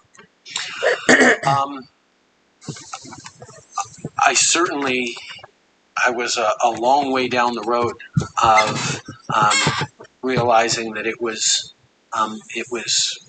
probably the path we needed to take, but I did not make up my mind until You just said earlier you wanted to invoke it from day one. In black and white, that the public service made a formal recommendation that I invoke the Emergencies Act. If I'd gotten to that point and they had said, no, we still don't think the threshold is met, it is possible that we wouldn't be here today, and I would not have invoked it, but I don't know. But the fact that when that note came in, I made that final decision with all the conversations, all the inputs, and all the feedback that I'd gotten from caucus, from cabinet, and from first ministers and opposition leaders, and all the officials I talked to. That was when I made the decision. So going back to the first ministers meeting, then we understand it lasted about an hour, and all of the premiers had a chance to voice their opinions and their concerns. But is there anything they could have said or done at that point to change your mind? Absolutely. If someone had said, listen, I hear those 6 things you're planning on doing, you don't need them, because these are the tools we're going to use instead. We have the power. We're going to be able to, in Ontario, do this, and we're confident that that will end the situation in Ottawa and end the situation at potential blockades for Ottawa and keep us safe. You don't need to bring in compelling of tow truck drivers because we've figured out how to do it for good. We have a plan to put an end to this in a concrete and compelling, because I'd heard a lot of plans up until that point. But if I had been convinced that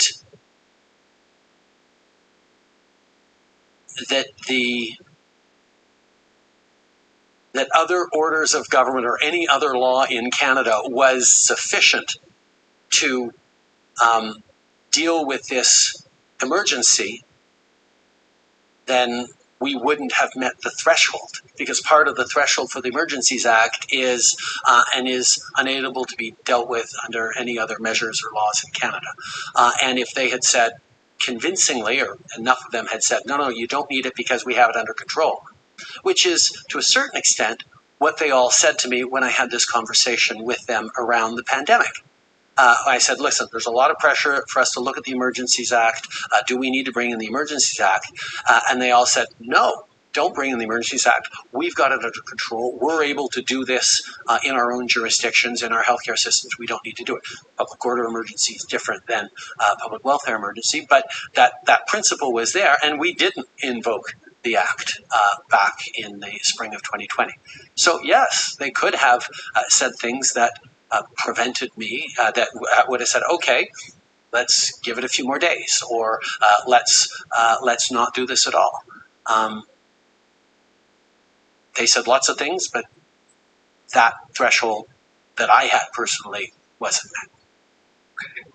And you mentioned, I mean, some of them did express opinions around the lines of, well, we got it under control here. This problem isn't really cropping up here, or it's cropping up here in a way that our law enforcement can deal with.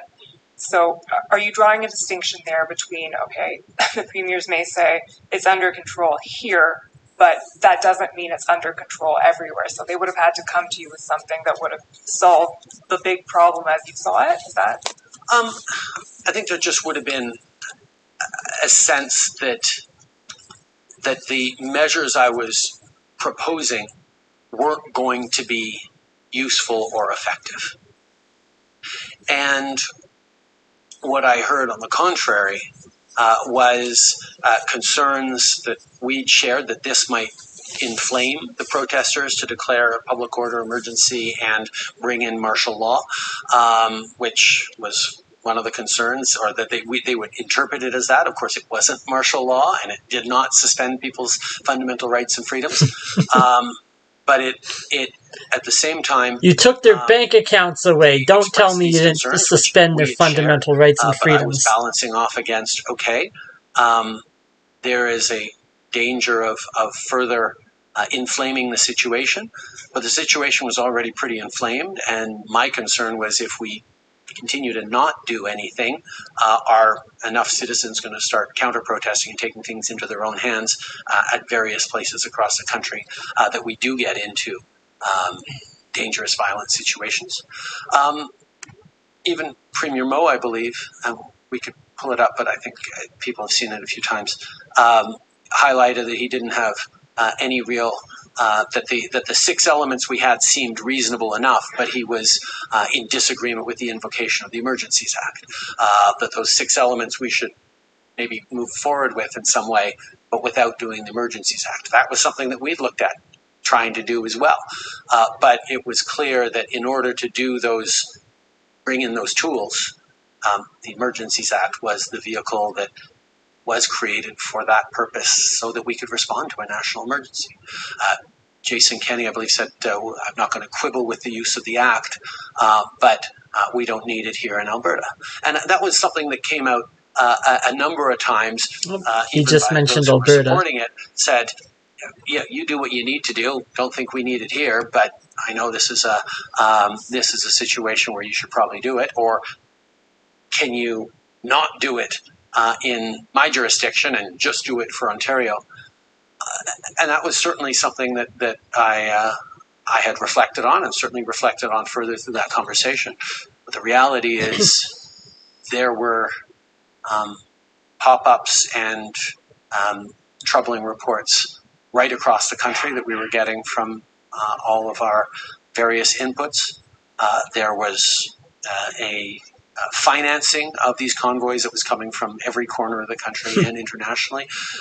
These were things that were generalized across the country. And you mean the GoFundMe that got shut down and none of the funds were used?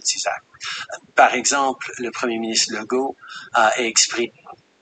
Premier Legault expressed some concern. He didn't want to have the RCMP suddenly take over all the police interventions and operations in Quebec when he thought he didn't need that. And I was able to reassure him. And it's something that I actually incorporated in my communication subsequently, that it was there to be used if necessary. But if, for instance, there was a blockade at Lacolle and the SQ is perfectly able to deal with it, like they responded very well at the second weekend at an attempted convoy in Quebec City. The RCMP was only there to be a support if necessary. And that was the framework. So it was a very useful conversation. And I heard a lot of points of view. I'm surprised there's not somebody sign language It was a good thing for me to be doing able to it. hear them, even with different opinions, and just to reassure what I was doing. this entire part. It's the last question I want to ask you about that day, Prime Minister. So at 3:40, when you received the decision note from the clerk, we call it the invocation memo. Technically, it's a decision note. And presumably, you read it. Yes. Okay. And was there anything in it that surprised you? Was that the advice you were expecting to get from the clerk, or was it? It was the advice that was consistent with the consensus around the table the day before at the IRG. The clerk and the National Security and Intelligence Advisor and the deputy clerk and all the heads of departments and agencies had a chance to weigh in on the various measures and on the invocation. And there was a clear consensus coming out of there that this is what we should do. But it was a big thing, not a small thing, to have the head of the public service formally recommend the invocation of the Emergencies Act and the declaration of a public order emergency. It's not something that had ever been done in Canada before. It was certainly not something that we undertook to do lightly. And as a Prime Minister, I get to sign off and agree with these notes, or in some cases disagree with them. And that was a moment that I took with the weight of the decision I was about to take. And I reflected briefly on, first of all, the reassurance that it gave me that the entire system, all the inputs in the system had come up to the clerk of the Privy Council, top public servant in Canada, impartial, professional public service, making the recommendation to move forward on this was essential to me. But I also reflected on, okay, what if I don't sign it? What if I say, okay, we now have advice from the professional public service to invoke a public order emergency. And I decide, you know what? Let's give it a few days. Where the professional public service had made a determination that the thresholds were met, that the use of it was appropriate and, responsible, and the measures were the right ones that we were going to put in it. And I said, no, you know what? Let's wait and see another few days, another week, to see if we really need to do it. First of all, what if the worst had happened in those following days? What if someone had gotten hurt? What if a police officer had been put in a hospital? What if when I had an opportunity to do something, I had waited and we had the unthinkable happen over the coming days, even though there was all this warning that it was possibly coming? I would have warned that in a way that we would certainly be talking about in a forum such as this. But more than that... Did you try talking to them?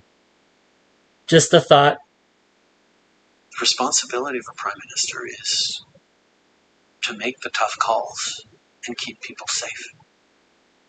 And this was a moment where the collective advice of Cabinet, of the public service, and my own inclination was that this was a moment to do something that we needed to do to keep Canadians safe. And knowing full well that this was an inevitable consequence of me signing, I agree, on this note, I was very comfortable that we were at a moment where this was the right thing to do. And we did it. And it is a certain amount of comfort that, first of all, the system is working as it should. That people who are defending civil liberties are able to say, you really should be careful about doing this, maybe you shouldn't have done it. That we have a system pushing back on this because it's a big thing, not a small thing to do this. But that also we were able to solve the situation with it. That there was no loss of life. There was no, serious violence. That we were able to get neighborhoods back under control, border services opened, and there haven't been a recurrence of these kinds of illegal occupations since then. I'm not going to pretend that it's the only thing that could have done it, but it did do it.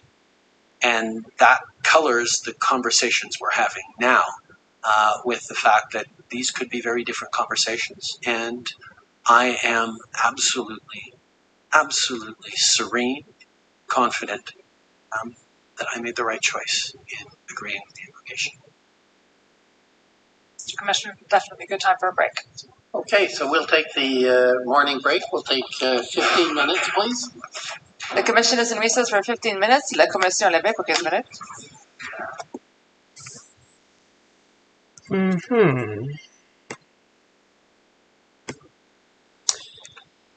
Well, what do you guys think? I'm not sure if Trudeau is going to be speaking when he comes back from the 15-minute break. I might stop the live stream here, and then if he's speaking again, I'll do a part 2 and join in.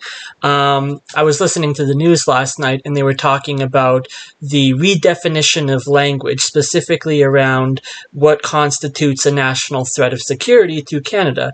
And one of the women on the At Issue panel correctly identified that if you go changing the definition of what constitutes a national emergency when it suits you, you will eventually get a government that you don't agree with that will use it against you. She said, what if there's another rail blockade, for example, climate change protest, and then they say, well, it's a causing economic destruction, therefore it's a threat to national security, and then they bring in the Emergencies Act again to deal with that.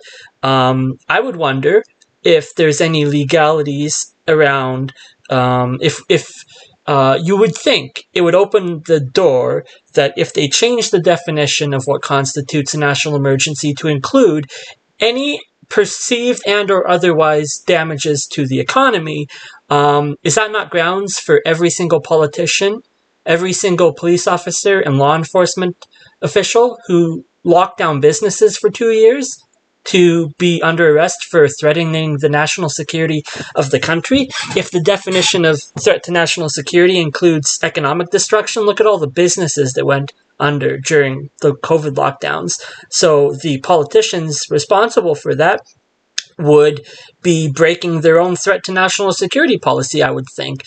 I certainly hope that there's lawyers that are watching I hope there's paperwork in the pipeline ready to go if they actually do change that definition.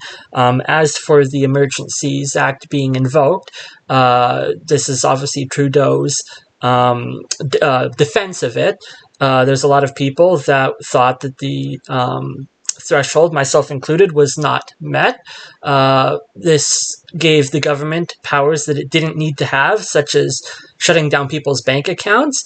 I think that is beyond egregious. I think that is beyond acceptable. I think that is beyond the power that any government should have, because now that they've been able to shut down bank accounts for this protest, it's like, well, where does it go from here? How many more bank accounts are we going to shut down in the future if there's any protest against, they want to bring in climate change lockdowns, or they want to curtail emissions to the extent of causing economic destruction with the oil patch, and people are protesting that would say, oh, well, you can't protest that. We're going to bring in another Emergencies Act. This coming from a government, keep in mind, that is still trying to push vaccine passports, vaccine mandates. Even on the news, they're talking about the Ontario government bringing back masks.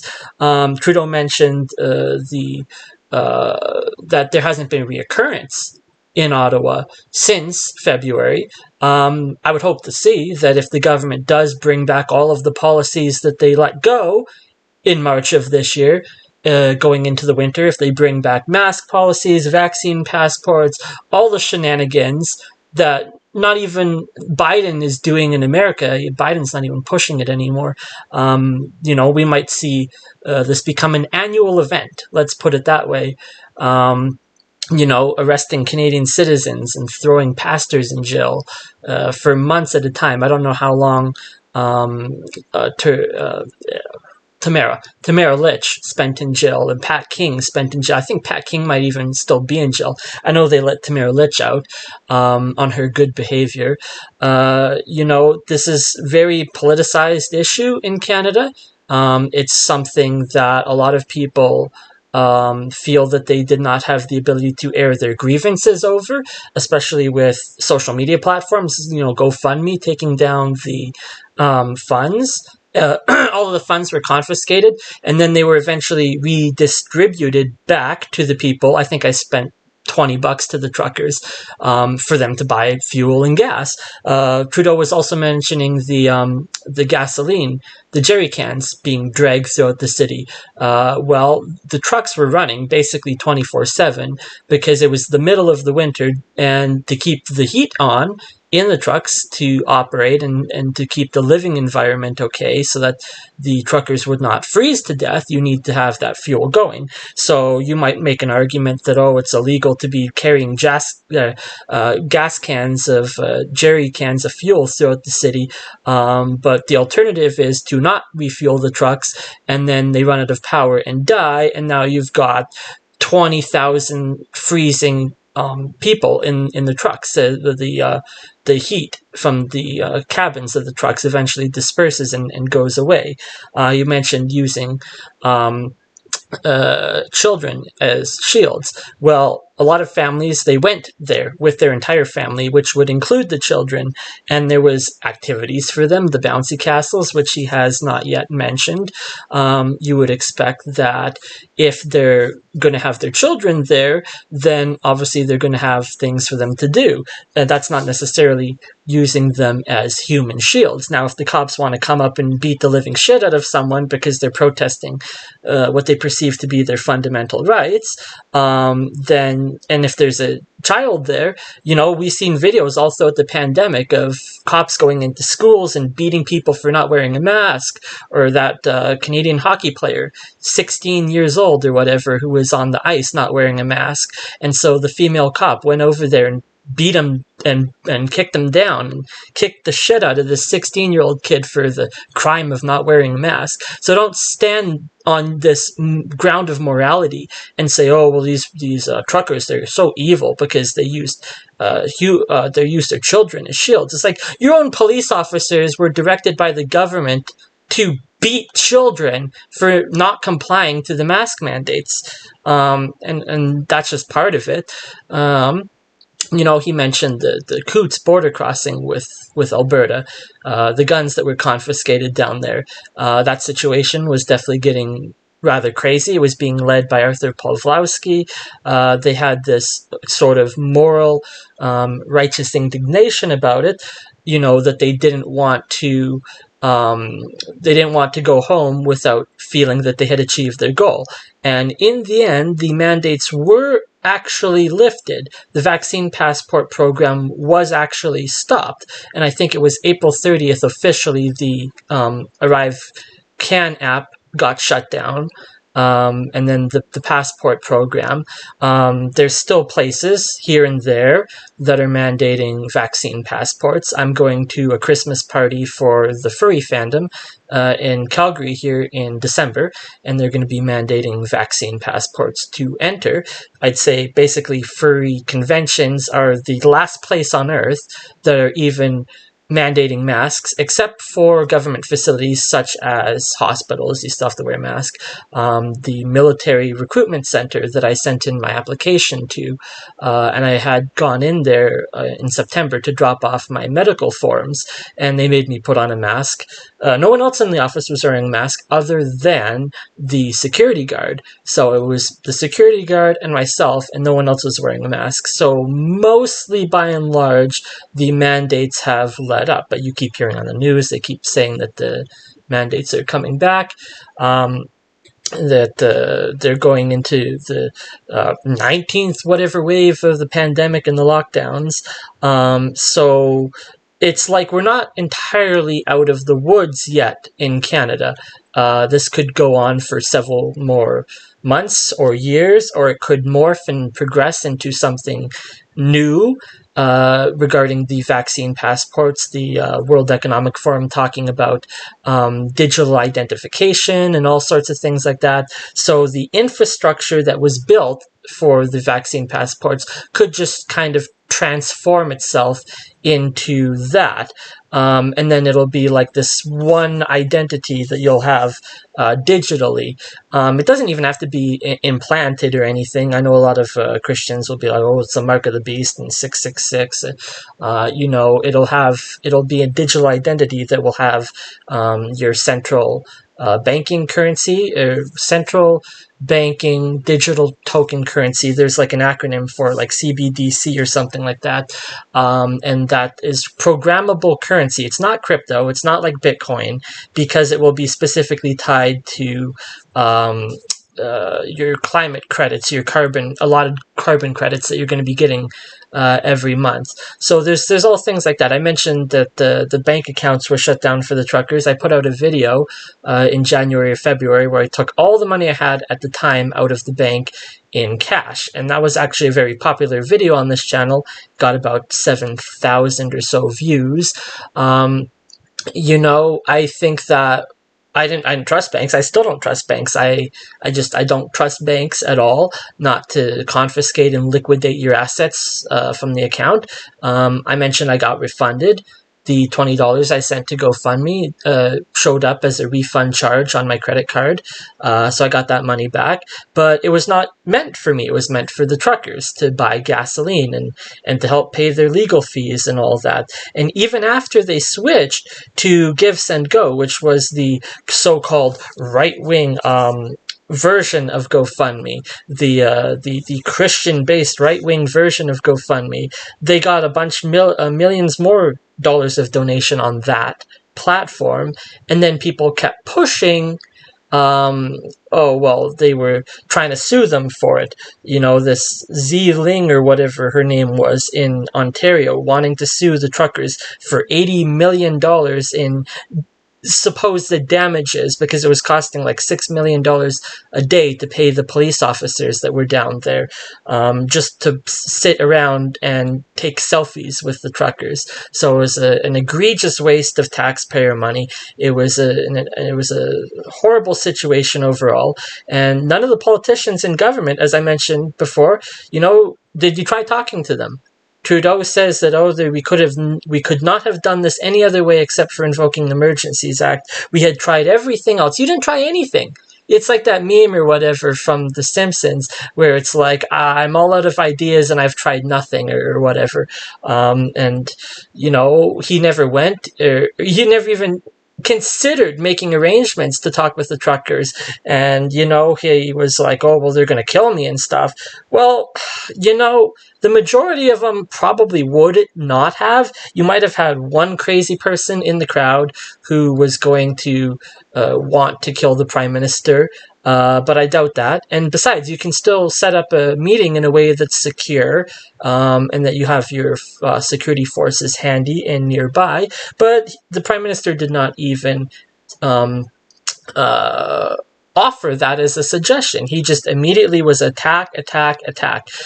Call them racist, call them anti-vaxxers, call them anti-science, call them stupid, call them right-wing, call them Nazis, call them fascists, whatever buzzword, homophobic, everything, all these slang words thrown out there. And he never once considered talking to them. So for him to come out and try to make the defense that there was no other way. Now, yeah, there was no other way to get these 6 specific measures that he mentioned that he felt were required to bring the convoy to an end. I would be curious to see what those 6 measures are. I'm sure they were mentioned previously during this hearing. I haven't been paying attention to it. And for those who are just joining the video, I will let you know that we're on a 15-minute break from the hearing right now. I'm going to wait to see when Justin Trudeau, or when the hearing gets back, whether Justin Trudeau will still be speaking, or whether he's ditched off for the rest of the day and they're going to bring in the lawyers and whatnot to talk. If that is the case, then I will be ending the live stream. We've been going here for about 2 hours now. So I think we've got a lot of good stuff, and I do want to be able to stay on and see if there is any continuation of discussion when they get back. I think it's been 10 or so minutes now, so in about another 5 minutes they'll bring back the hearing, and I'll bring back my desktop here. I'll just switch over really quickly, and let me show you. On the bingo card here, we have Alberta. He mentioned Alberta, and Jason Kenney thinking that he could handle the situation if there was the Emergencies Act was invoked all throughout Canada, minus the province of Alberta. He never mentioned racist. He did. There was a mention at the beginning about Nazis. Not necessarily. She mentioned Hitler or something, like somebody put a flag up that said Trudeau was Hitler. And I'm like, it's not exactly Nazis. I was looking for a more definitive, these are Nazis. No mention of Rebel News or any other right-wing news media source. He did mention the illegal activities that were going on. He mentioned the guns at the Coutts border crossing. He came very, very close to mentioning Trump supporters from America. Assisting and helping. He didn't name it specifically. I might have given that one away if he had mentioned Trump specifically, because I know there was a lot of people that were trying to blame this on the right-wing Republicans in America that were influencing Canada somehow. And in fact, Canada was actually influencing the rest of the world, because then you had the protest in Sweden and Denmark and the Netherlands and Europe and Spain and all these other countries, and then the trucker convoy that was planned to go to Washington, D.C. So if anything, Canada had more of an influence on that in America. It was picked up and talked by every at least right-wing news source. Tim Pool, not that he's considered right-wing, fence post sitter, moderate, whatever. Tucker Carlson, all these new right-wing news sources are covering it. I think even CNN probably picked up on it. There's the Americans. He had the phone call with Biden that lasted a couple hours, and doing his... oh, are they back? Oh, it looks like they're coming back. Order alert.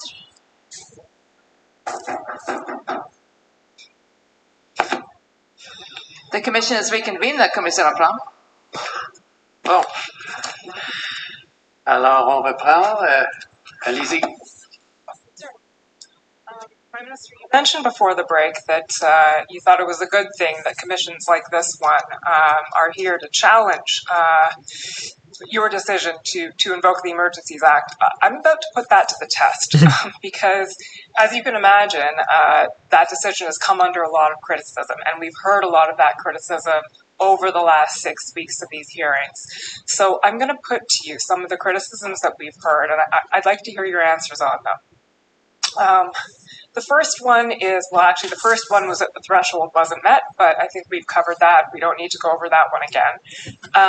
The second one is that invoking the Emergencies Act was executive overreach. It's an anti-democratic act.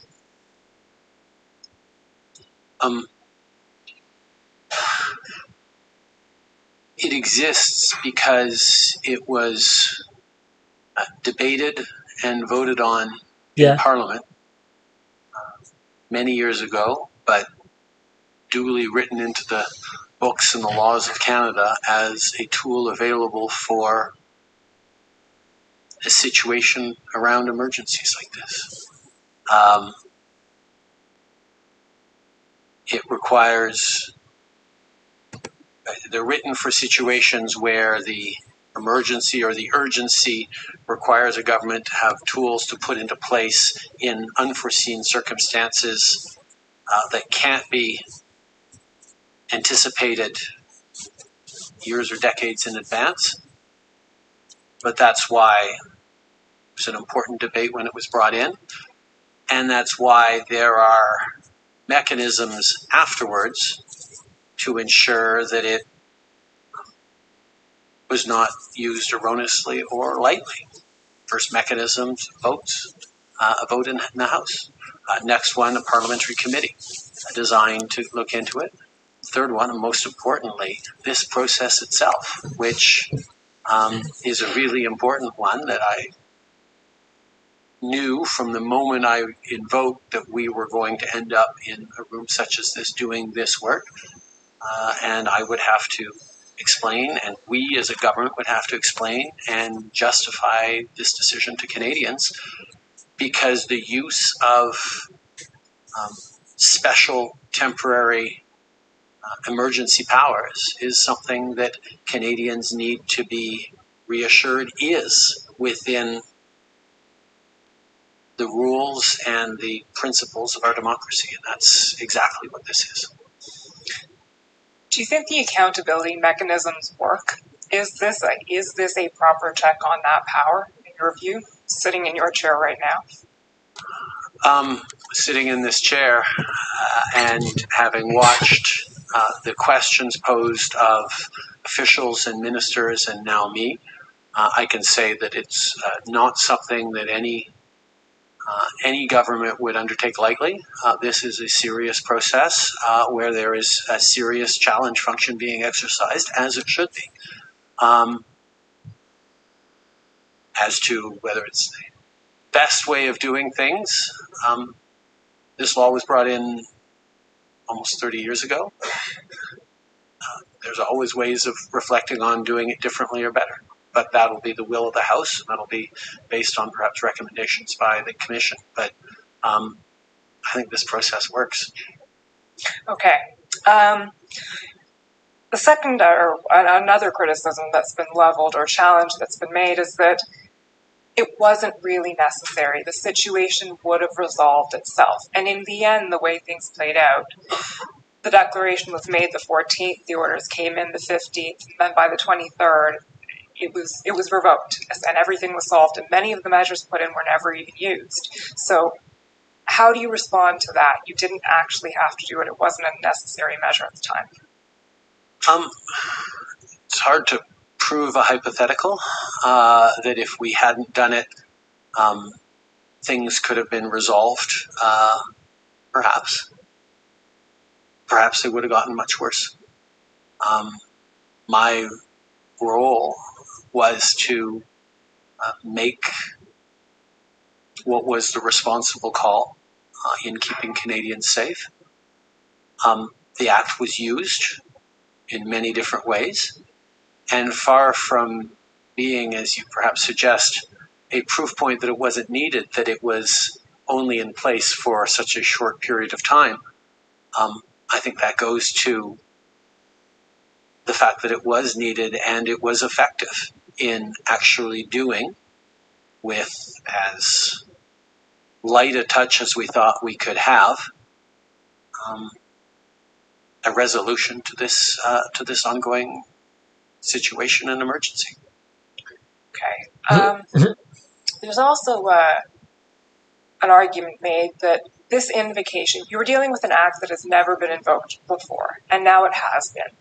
And there's a possibility that this invocation of the act will then open the floodgates, in a sense, to the act being used again and again and again, in particular because, and we have your point on this, but you invoked it in a circumstance where the threat to the security of Canada had not been found by CSIS. So does this, in effect, open the floodgates to the Emergencies Act being used by a decision by the executive? The answer is yes, by the way. In all kinds of circumstances. But CSIS isn't the decision maker in a matter of public order emergencies. The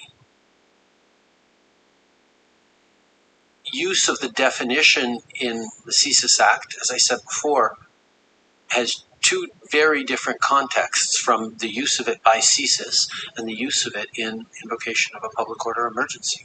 The context is different, the purpose is different, the decision maker is different. the requirements around it, the inputs are different. And the fact that the director of CSIS, while consistently saying it doesn't yet meet the CSIS threshold for CSIS to act in wiretapping people or whatever it is still something that is necessary for a public order emergency. But do you worry about the floodgates aspect of this, that having done this, you've now maybe unleashed the Kraken?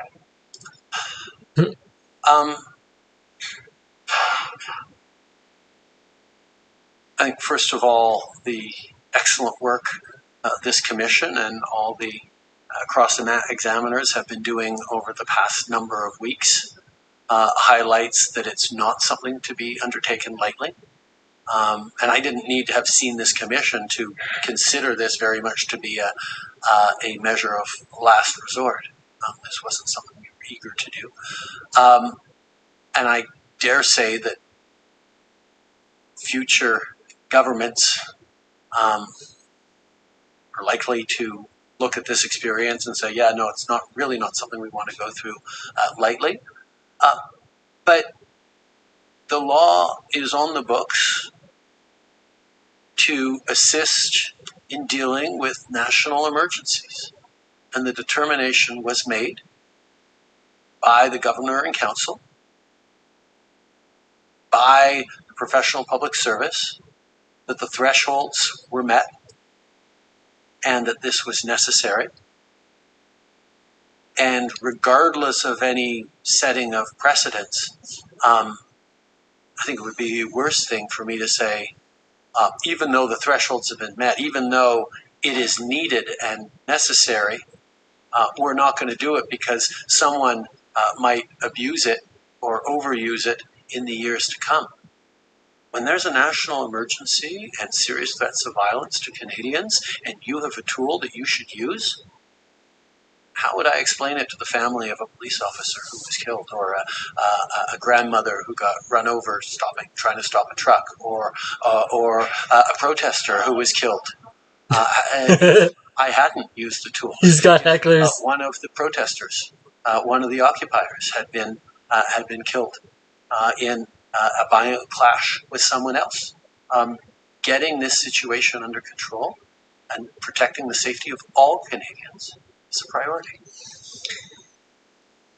On the same theme, but slightly different, the act was invoked here in response to a protest, and protest is a very important part of functioning democracy. And you touched on this on one of your answers before the break, but does this open the door then to the Emergencies Act being regularly used as a tool to quell protest? Because protest is not necessarily clean. Protest can be messy and can be problematic, and it can interfere at times with critical infrastructure. We think of Indigenous protest, environmental protest. So what stops this from being used The Extinction Rebellion people glue themselves to highways. Again, the checks and balances we have and the need to demonstrate and meet a high threshold. But also from experience, over the past 7 years, we've seen many protests and disruptions across this country, including protests of, as you say, critical infrastructure and economic importance. And it never occurred to me or to the government to invoke the Emergencies Act around any of those. Right, because you don't do it for your own people. Maybe future governments will run to it as a You'll tool. let children glue themselves to highways. But I have greater faith in Canadians and in our institutions than the fact that we might sort of shrug as our fundamental rights are casually brushed aside in the name of political expediency or a national emergency that actually wouldn't be one. Another criticism that is leveled is that while the protests may have gotten, we say, out of hand or snowballed and been extremely disruptive, they weren't the actions of the small minority, but a real expression of frustration, of legitimate frustration on behalf of a significant number of Canadians who had been through, either suffered from or felt aggrieved by years of public health measures. And in response to that, they wanted to engage and they wanted you to speak to them and they wanted to hear directly from their federal government. That did not happen. So do you have an answer to that? I think first of all, we heard them. We knew exactly what they were asking for. They were very, very clear that they wanted an end to mandates. The convoy protesters were expressing their disagreement with very specific public policies, that they were very vocal, both in mainstream communications and through social media on what they wanted. So and they you were heard very it, much heard. you just didn't they had care. Political parties in the previous election very much carrying those messages and presenting them to Canadians as part of the options that Canadians had to choose in that previous election. So people were well aware of the opinions and concerns and perspective of those individuals. Were they? But it was When Facebook censored it wasn't their speech? that they just wanted to be heard. They wanted to be obeyed. They wanted us to change public policy, public health policy designed to help Canadians, and we're going to occupy locations across this country and interfere with the lives of Canadians until such a decision was taken. And I can't help but have noticed that when Premier Kenney in Alberta did, during the course of these convoy occupations, remove a number of mandates instead of decreasing the amount of concern. The convoy at Coutts, the occupation at Coutts, seemed to be emboldened and say, look, it's starting to work, let's keep going, instead of actually de-escalating. So I am very aware that expressing concern and disagreement around positions of public policy is the right and is to be encouraged by any Canadian who wants to. But the occupation and destabilization of and disruption of the lives of so many Canadians and refusal to maintain a lawful protest is not all right. One thing we haven't talked about yet is, I assume you're familiar with the Section 58 report to Parliament explaining the reasons for invoking the Emergencies Act. And if we look at that report, much of it focuses on the economic consequences of protests and the economic disruptions and the threats to economic security. And you've spoken this morning about how the threshold for invoking the emergencies was met because there were threats of serious violence. But we haven't really addressed where economic security fits into this picture. I hope she goes where I think she's going with this. I think it's a piece of it, obviously. If people are facing losses of income, if we're seeing massive disruption in a country's economy, that could have real impacts on the stability and security of individuals within that country. But it was an additional concern on the situation. It wasn't the primary or the foundational one. Our job in here was to make sure we're keeping Canadians safe and countering the threats of serious violence that the occupations represented, and that's what we focused on. The last question I want to ask you, Prime Minister, is on the question of trust in public institutions. We know you said that part of your rationale for invoking the Emergencies Act and for reacting to what you were seeing around you was you were seeing a loss of confidence or loss of faith in Canada's public institutions, and that factored into your thinking. Against that is put that this action has destroyed a lot of people's faith in their public institutions because it was seen as a consecutive overreach. So what is your response to that? How do you see this having affected one way or the other?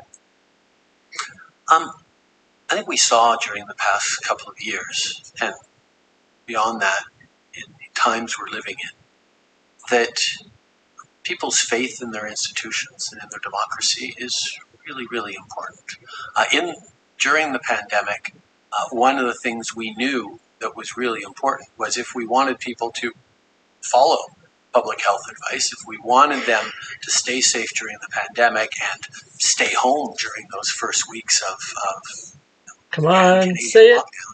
lockdown, we needed to be delivering income supports for small businesses, supports so people could hang on and know that as they did the things that kept themselves and their families safe, their institutions were there to support them. And building up that confidence in institutions is really important. And when people across this country were noting that our police can't even maintain order in our capital city, that we cannot maintain the flow of essential goods and services over our most important border crossing, that armed protesters at Coots in Alberta were able to defy the police for so long. People's faith in our country's institutions able to do the basic things around keeping them safe gets eroded. And that is something that one has to take very seriously, that I took very, very seriously. Mr. Commissioner, those are my questions. Okay, thank you very much. We're going to now move into the cross-examinations. This should be fun. So I'd like to call on first the CCLA, please.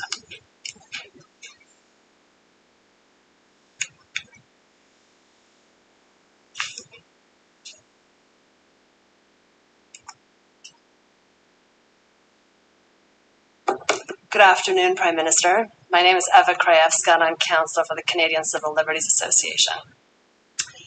Prime Minister, I wanted to start off with the quick chronology leading up to the invocation of the Emergencies Act. On February 13th, you meet with the IRG around 4 p.m., correct? Yes. And then you meet with Cabinet the evening of the 13th, correct? Yes. And at that time, Cabinet delegates to you the ultimate decision to invoke the Emergencies Act, and Clerk Charette characterized this as left it ad referendum to the Prime Minister, correct? Yes. And you consult with your caucus the morning of the 14th, correct? Yes. And then with the First Ministers the morning of... Sorry, it was more of an informing caucus than consulting with them, but yes. Okay. That's fine. And then you consult with the First Ministers also the morning of the 14th. You speak to Mr. Jagmeet Singh and the Leader of the Opposition, Ms. Bergen, that same day. And you announce the invocation of the EA at a 4:30 press conference that afternoon, correct? Yes. Right. And so the Emergencies Act is invoked on February 14th. And then the measures that are put in place under the Emergencies Act are enacted on February 15th, correct? Yes. And those, if I can put them as two buckets, the two buckets of measures that are invoked on the 15th, the first are there is now a prohibition on public assembly that may lead to a breach of the peace, correct? Mm-hmm. And the second are various economic measures that include the freezing of accounts of anyone who is involved in that public assembly that may lead to a breach of the peace, correct? Yes. Right. And now going back a little bit, you spoke briefly about Windsor. The blockade at the Ambassador Bridge, that was a significant event. That was one of the events that led to the invocation of the Emergencies Act, correct? It was one of many, but yes. It was one of many. And you understand that the police, both the Windsor Police Service and the OPP, started to clear that block starting on February 12th, Yes, and that continued on February 13th. yes. And I believe WPS, Windsor Police Service, tweeted that the Windsor Ambassador Bridge was cleared at 1200 on February 14th. That sounds right. Now, with respect to Coutts, that was another blockade of a border that was causing you and the government a significant concern, correct? Yes, And you were informed by Premier Kenny on February 14th in the morning that the RCMP had started to make arrests the night before, correct? yes, And that, in his words, the situation has been secured and they will now proceed with broader arrests and secure the border. You remember that? yes, And in Alberta is one of the provinces that had in place or has in place a critical infrastructure legislation that protects critical infrastructure from blockades, including highways. Correct? yes. Now, the Ottawa demonstrations and the blockade, they don't get removed until later in the week of February 15th, correct? Correct. And for the purpose of that operation, the RCMP, the OPP, and the OPS, they form a joint command. Yes, And Prime Minister, you agree that the Emergencies Act and the orders enacted under the Emergencies Act, there was nothing in those orders that created the joint command. no.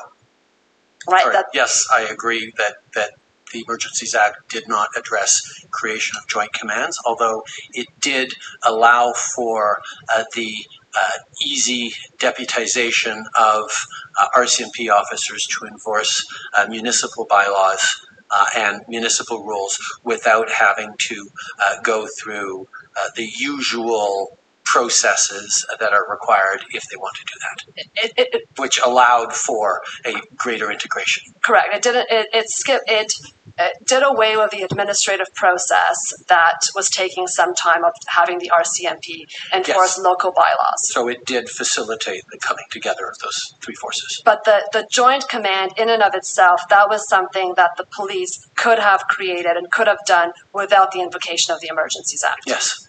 Right. And we heard evidence from Commissioner Lucky of the RCMP that she had signed off on a plan to enforce and remove the protesters in Ottawa on February 13th, that she had confidence in, that she, the OPP, and the OPS had confidence in. Did you hear that testimony? No, I disagree with that. Okay, you disagree with that? Yes, I do not believe that the plan that was either signed off on supposedly by the RCMP or presented by the Ottawa Police Services on the 13th was in any real regards an actual plan for clearing the protests. And is this a plan that you saw or that you were just spoken to about? I was spoken to about. I did not see it myself. Okay, and were you spoken to about it by Commissioner Lucky or by Minister Mendocino? I don't remember.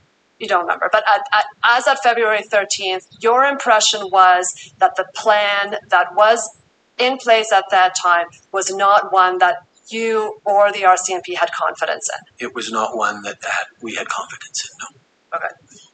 All right. I will leave it there because I think there are other parties here that understand that better than I do. Okay. So in terms of the legal tools that were available in Ottawa, we heard evidence from Superintendent Bernier, who was the event commander for the Ottawa Police Services. You're familiar with that? Yes. Okay. He testified that he did not communicate to anyone that he needed or the OPS needed additional tools in order to implement their plan. Did you hear that evidence? In hindsight, yes, during this process. During this process. But at the time, you did not hear from OPS or Superintendent Bernier that the OPS required additional legal tools or legal resources. What we saw consistently was the occupation was continuing, and the ability of the police to resolve it was not there. Right, and you spoke about that earlier with Ms. Chowdhury, that both you, the government, and I think both Clerk Charette and Deputy Clerk Drouin all expressed the view that the view or even frustration that the police had not been using the legal tools available to them to remove the demonstrators. Or had not been able to use. Or had not been able to use those tools. Yes. Okay. And Prime Minister Brenda Lucki, the Commissioner of the RCMP, also on the 13th, she was of the view that existing legal tools had not been exhausted, and she communicated this to the Chief of Staff of to Minister Mendocino. Were you aware of that? I was not aware of that at the time.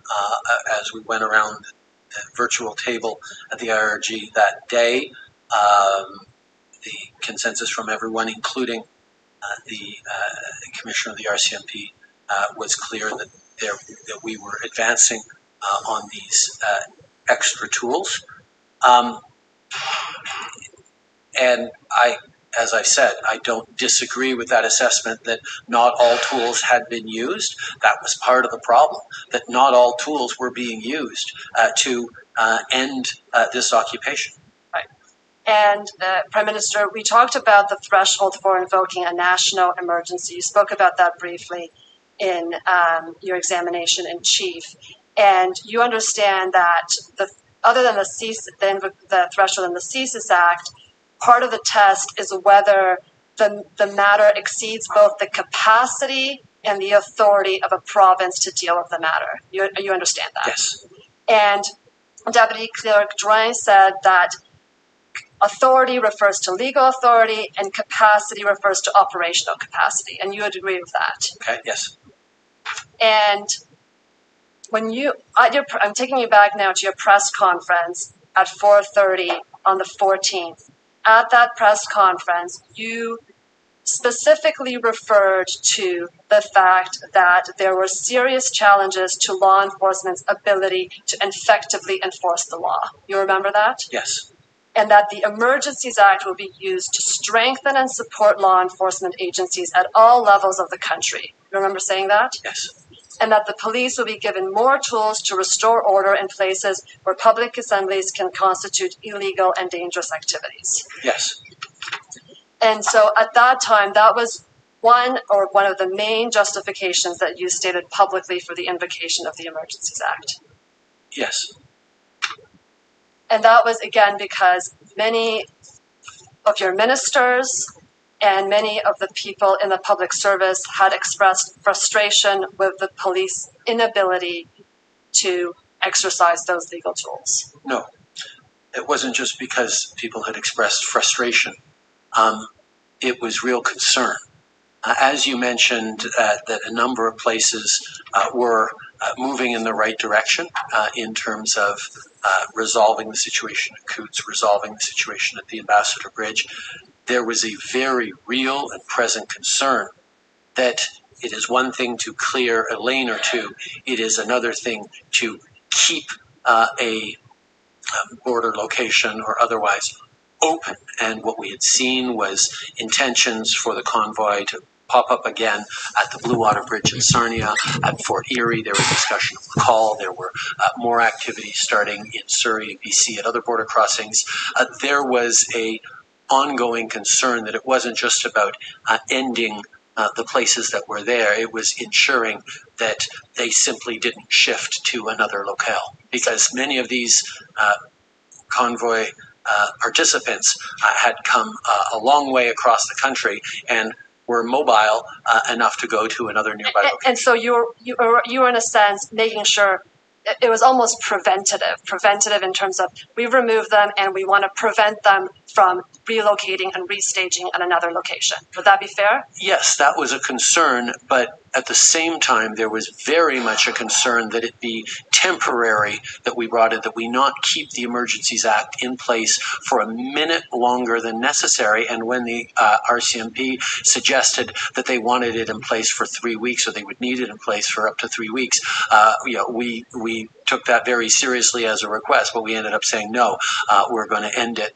as quickly as we can, and we did. And Prime Minister, you spoke about how you were advised that it would be impermissible for the government to direct the police. And that was a line that you and your staff and your ministers understood very clearly, correct? Yes, we were very careful about that. You're very careful about that. Yes. But you'd agree that when you invoke the Emergencies Act and you very publicly say to the police, these are tools that you now have, that you are publicly signaling, this is the road we want you to walk down now and use these tools in order to deal with these demonstrators. Do you agree with that? We were very clearly saying that we need to restore enforcement of the law and we need to restore public order. But as I said clearly a little earlier, in the situation of a theoretical blockade at Lacal, I was very clear with the Premier of Quebec and indeed in communications that if the public order emergency tools weren't necessary, they didn't need to use them.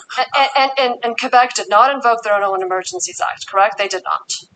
I'm not sure, but I'll take your word for it. Well, I don't think Quebec invoked their Emergencies Act for the purpose of the thing, for the convoy. Now, my last area of question, Prime Minister, is with respect to the CSIS Act and its integration into the Emergencies Act. So you've stated under the CSIS Act, when CSIS determines that they are going to use surveillance on a person, they need to meet the threshold at Section 2, correct? Yes. And that's because the surveillance of one person without other legal authority is something that is very serious and that requires a high legal threshold, correct?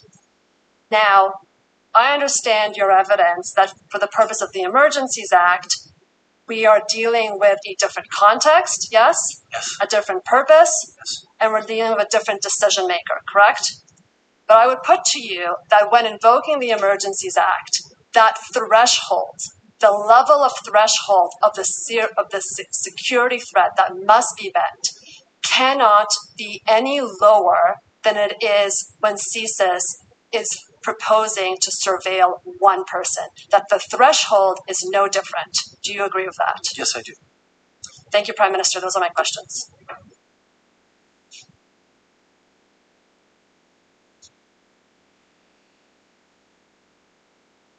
Okay, next is the Canadian Constitution Foundation. Oh, this should be fun. Commissioner, my friend has asked to switch spots. I see that. We've advised the parties. Yes, I'm not Mr. Kittredge, and no parties have objected. So. Okay, well, in the spirit of cooperation, that's fine with me. Thank you, sir. And have you given up your time on the Canadian Constitution? Oh no, not at all. Just want to be clear. I know hope springs eternal, but I'm afraid not. Okay. Yeah. All right. Well, good morning, Mr. Prime Minister. I'd like to quickly circle back. Oh, I'm sorry. Particularly Mr. given Prime Minister. my mistake. I'm Rob Kittredge for the Justice Center for Constitutional Freedoms, and we share standing at these hearings with the Democracy Fund and Citizens for Freedom. I'd like to circle back to a bit of a constitutional conversation I had the other day. Cabinet confidentiality, the principle that members of Cabinet are free to express their opinions on issues before Cabinet fully in private meetings and discussions with you and their Cabinet colleagues. Are you familiar with that principle? Yes, I am. And the principle of Cabinet solidarity, where once decisions are presented to the public or to Parliament, they are collective decisions of Cabinet and can't be repudiated or criticized by your ministers. And if they were to do that, they would have to resign their post. That is a principle, yes. All right. Tow trucks have come up a lot at this commission, and my friends and the commissioner know me by now as a bit of a towing aficionado. It's been a while since I brought up the subject, but I thought maybe you and I could have a little talk about it. As you know, in order to legitimately and legally declare a public order emergency pursuant to the Emergencies Act, the purported emergency cannot be effectively dealt with under any other law of Canada. You're taking the position that the emergency declaration was justified in part because towing services were required and could not be procured. Is that accurate? That's a bit of a leap. We say that the Emergencies Act was required because the situation as a whole could not be resolved under existing authorities and was not being resolved under existing authorities. Right, but towing service procurement was part of that total picture that you're talking about, wasn't it? One of the barriers that we heard regularly from police of jurisdiction to removing the trucks occupying various locations was the difficulty in securing towing services. Yes, that was one of the barriers they were facing in being able to restore public order. Right. So one of the measures that you put in place through the emergency measures regulations was an ability to compel tow truck drivers to provide towing services, wasn't it? Yes, it was. So I'd say that would be a fairly significant part of the reason why you would have had to invoke the Emergencies Act. Wouldn't you agree with that? It was an element of the solutions to the situation that we were dealing with. Yes. It was one of a handful of powers that you created using the emergency measures regulations. Is that right? Yes. So I would say it's relatively important. Would you agree with that? It was important in yes, solving the emergency situation. Yes. Certainly relevant to the invocation of the Emergencies Act. I see what he's doing here. It's good. The invocation of the Emergencies Act wasn't because people couldn't find tow trucks. The invocation was because there was a public order emergency that posed serious threats to Canadians, and the inability to solve this public order emergency that posed a serious threat to the safety of Canadians was compounded by the inability to actually move those trucks, for example. And that would be one of the ways that the emergency couldn't have been effectively dealt with under any other law of Canada, wouldn't you say? Municipalities and provinces have contracts with tow truck companies to keep the highways clear, to keep the roads clear, and tow parked cars that are illegally parked all the time. So they had theoretically the authority to compel people under breach of contract to actually tow vehicles that were illegally parked. For various reasons, they were unable or unwilling to use the civil powers they have under contract, or perhaps it would just take too long for them to be able to do it.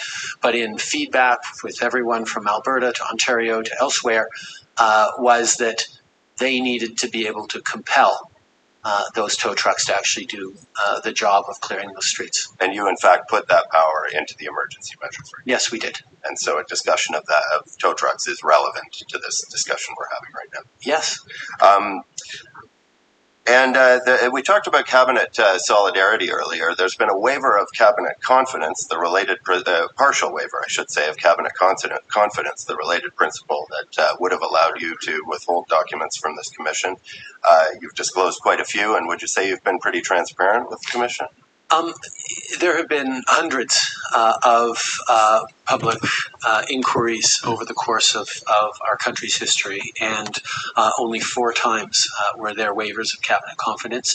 For this situation, it was extremely important to me that all the inputs, or as many inputs as possible, that cabinet received in making the determinations that we did, are visible to Canadians. So yes, we waived cabinet confidence in terms of the inputs that cabinet heard to make the decision, but the actual deliberations, as you point out, remain secret. Great.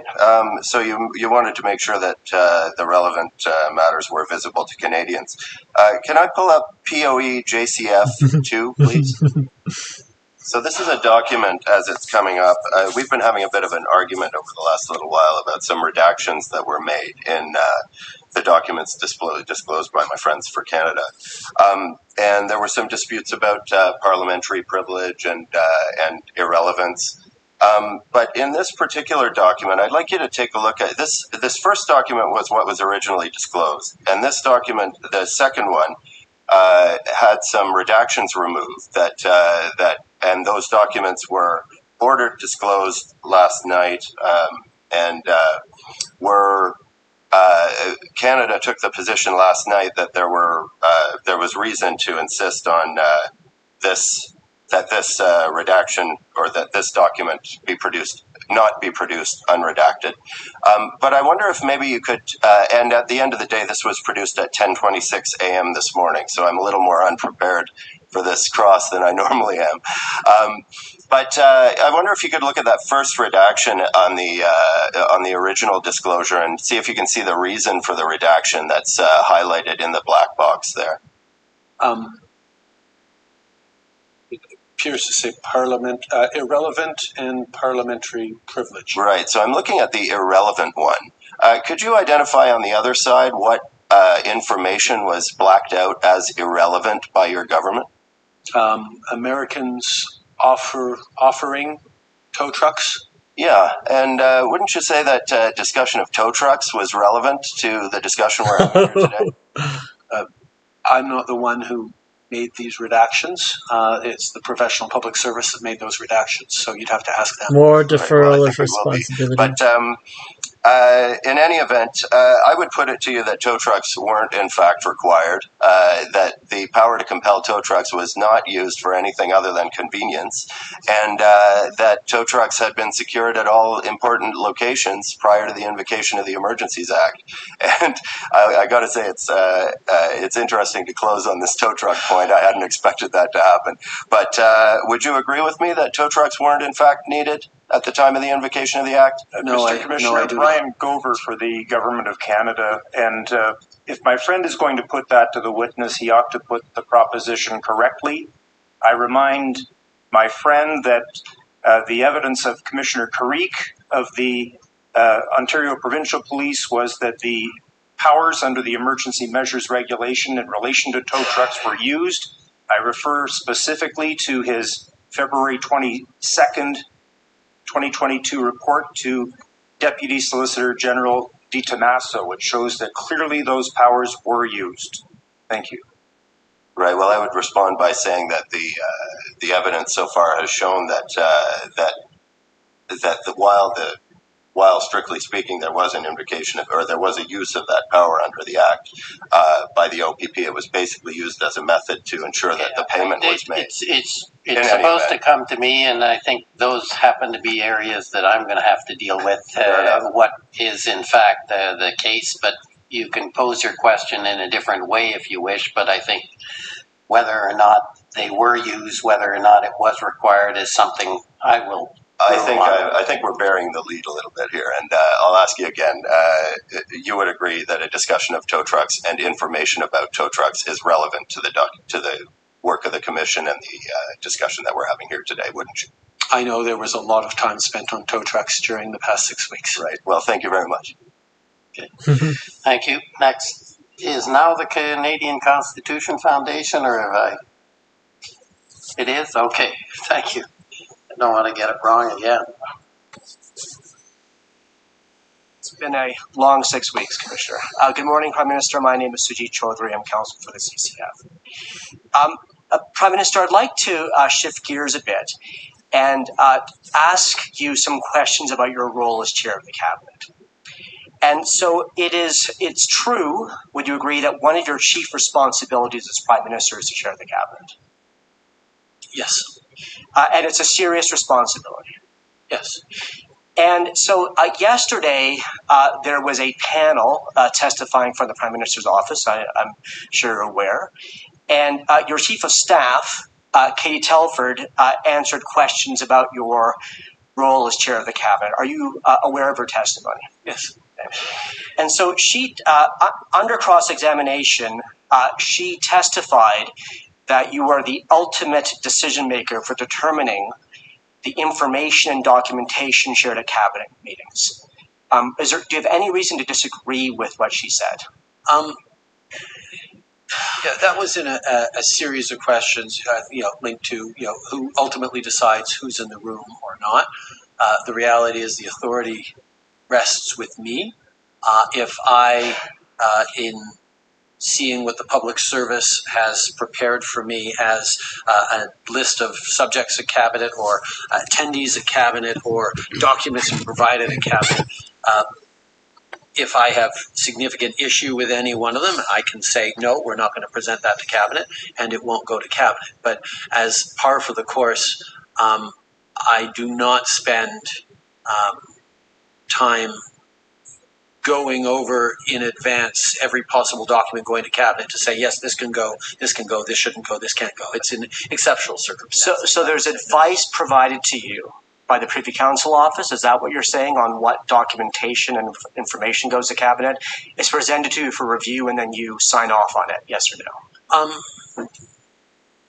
No. For example, if we're dealing in cabinet with a particular MC from or a particular proposal from a given department, they will put forward that document, that proposal.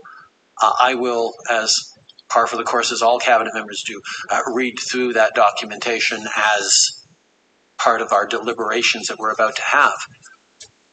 But for me, I have the power to say, no, you know what, we're not going to discuss this today, or this document's not going to go in, which I do from time to time. If we decide, no, it's not ready to go forward, we're not going to do that. But I guess I'm not entirely sure what power you're trying to get me to admit to having or not. Sure. So well, why don't we talk about the February 13th cabinet meeting? So the questions are about that. And so you'd agree, sir, that was an extraordinarily important cabinet meeting? Yes. A historic meeting, even? Yes. And though, even though it was happening at a time of great pressure, of great urgency, you would have taken care to determine in your capacity as chair of cabinet that cabinet had all the relevant information and documentation before it. The way cabinet works is we do an awful lot of work in cabinet committees. We do not, as a par for a course, dig into every item that comes forward in a fulsome way because we have subgroups of cabinet that dig into that. So there will have been, before any cabinet meeting, including that one, subgroupings meeting to debate, to discuss things that then get reported back to cabinet. But you would agree that under the Emergencies Act, as you stated this morning in testimony, the power to declare a public order emergency rests with what you called the cabinet and prime minister, which is the governor and council, right? Which is the full cabinet, not a cabinet subcommittee. No, that's right. Okay. Cabinet subcommittees deliberate, but as a matter of generality, they don't make final determinations. And you agree, there's no way you could have declared a public order emergency without having a full cabinet meeting.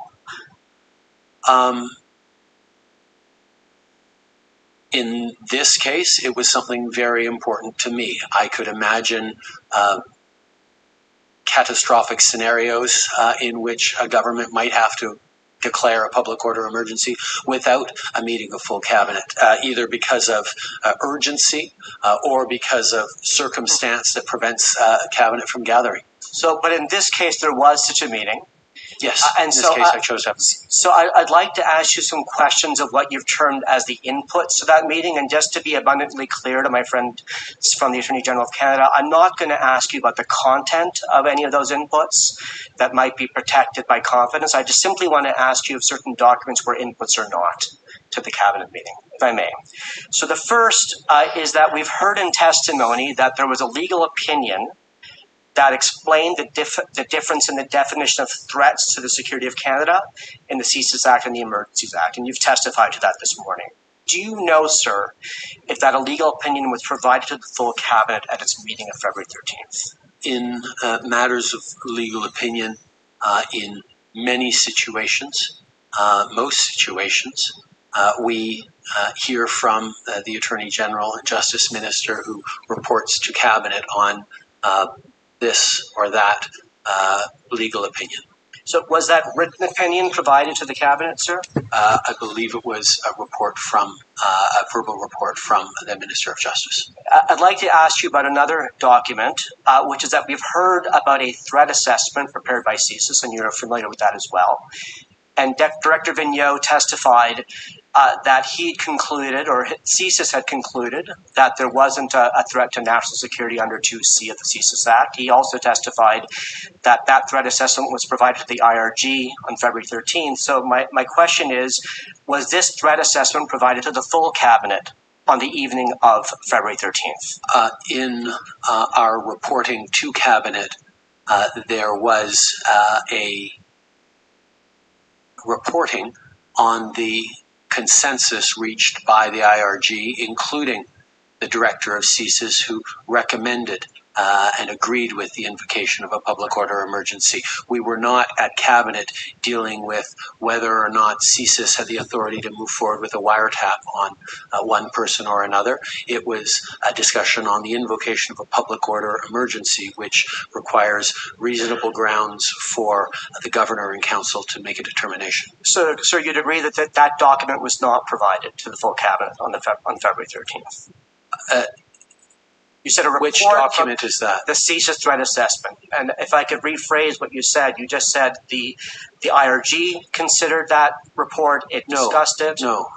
Throughout the IRGs, CSIS, as a par for the course, would mention that the threshold had not been met for CSIS operations within this of a particular type, according to their context and their mandate. But we were not looking as an IRG or a cabinet as to whether or not CSIS would be allowed to do this or that thing. We were looking at, certainly by this end, whether or not we had a threshold met for the invocation of a public order emergency. So Prime Minister, Director Vigneault testified that a written threat assessment was prepared by CSIS, and he testified that he provided that to the IRG. Yes. Are you saying that that document was not provided to the IRG? No, that would have been provided to the IRG. But would you agree that it wasn't provided to the full cabinet? Yes, I agree that it was, that the report was given, that the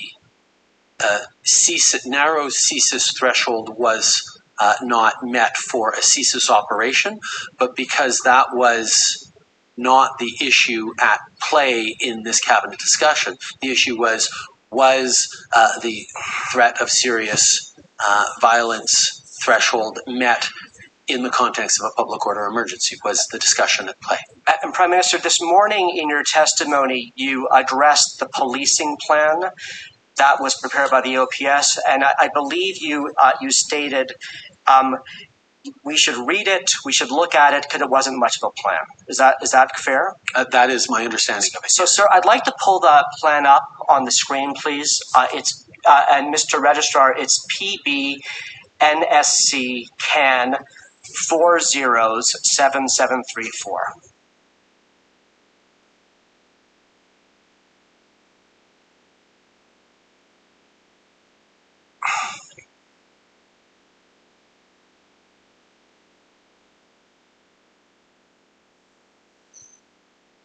Thank you, Mr. Registrar. Prime Minister, is this the document or is this the plan you're referring to?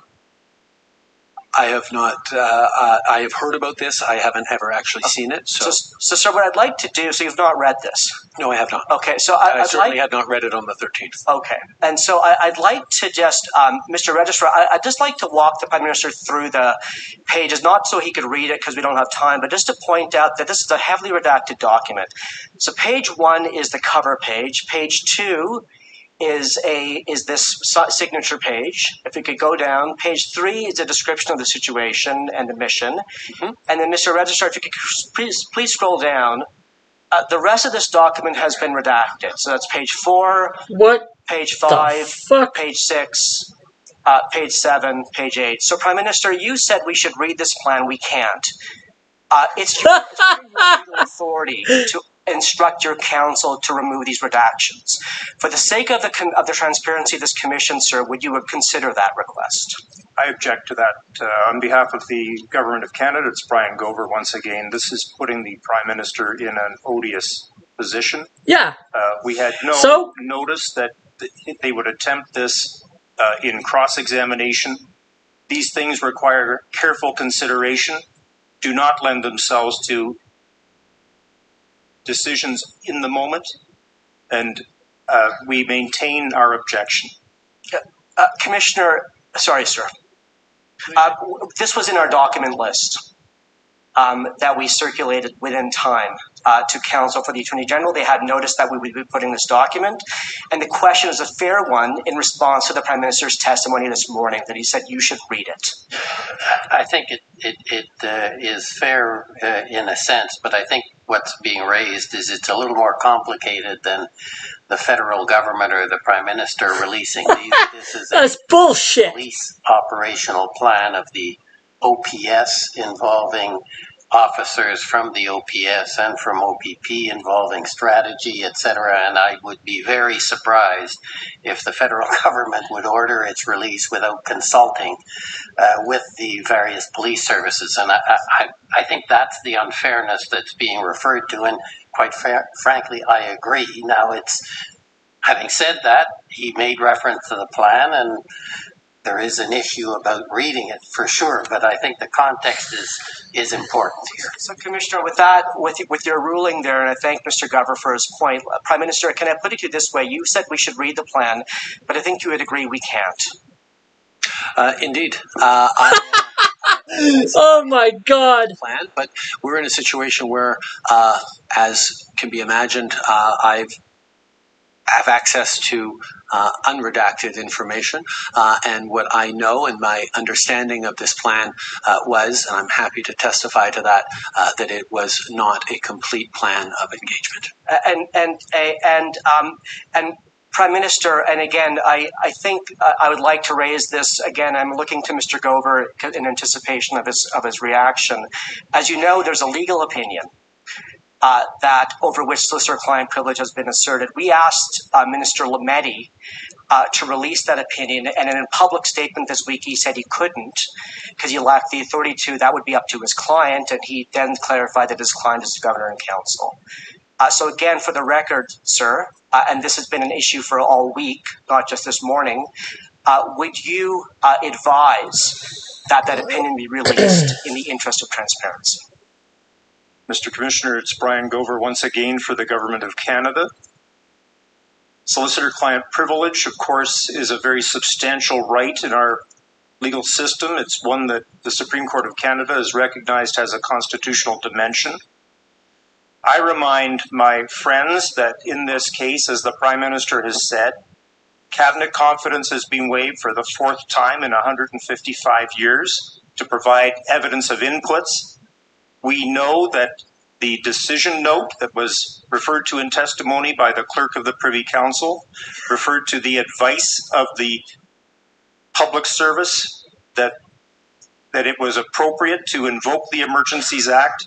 In my submission, we need not go further with the inquiry and pierce the veil of solicitor-client privilege, setting what in my submission could be a dangerous precedent going forward.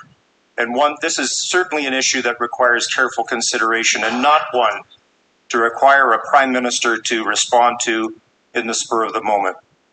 Thank you. Okay, well, I think you have a refusal essentially by council, so I think you're going to have to move on. Thank you, Commissioner. And so I have one final question, sir. So there has been a lot of discussion this week about legal thresholds and how they differ under the Emergencies Act on your government submission than they do under the CSIS Act. And you testified about this morning. I just want to ask you one question. The emergency was revoked on February 23rd, correct?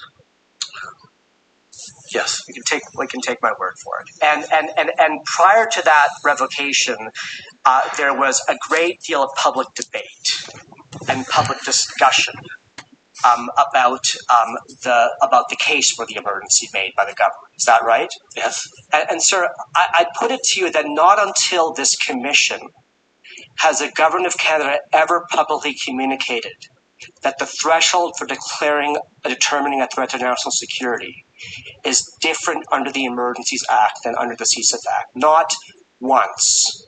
Why is that, sir? it's in the first line of the public order emergency section of the Emergencies Act that the governor and council can, on reasonable grounds, declare a public order emergency if, in their reasonable opinion, I'm paraphrasing obviously, there are threats to the security of Canada, and it is a national emergency. That doesn't mention CSIS threshold anywhere. Commissioner, I think those conclude my questions. Thank you. Okay, thank you. Just before I go to the next cross-examiner, there seems to be some reactions in the crowd that, in my view, are inappropriate. No, they're entirely appropriate. I think a very important process and very serious. There are a lot of people outside, as I understand it, who would like to come in. I would ask you to please refrain from comments or laughing or whatever, and try and keep it serious. That would be appreciated. That's okay. We can laugh here from home. Appreciated. If necessary, it will be enforced. So, could I ask that you continue to be attentive and this guy's a clown. that is required. Absolute fucking clown. So with that brief comment, call on the Ottawa Police Service, please.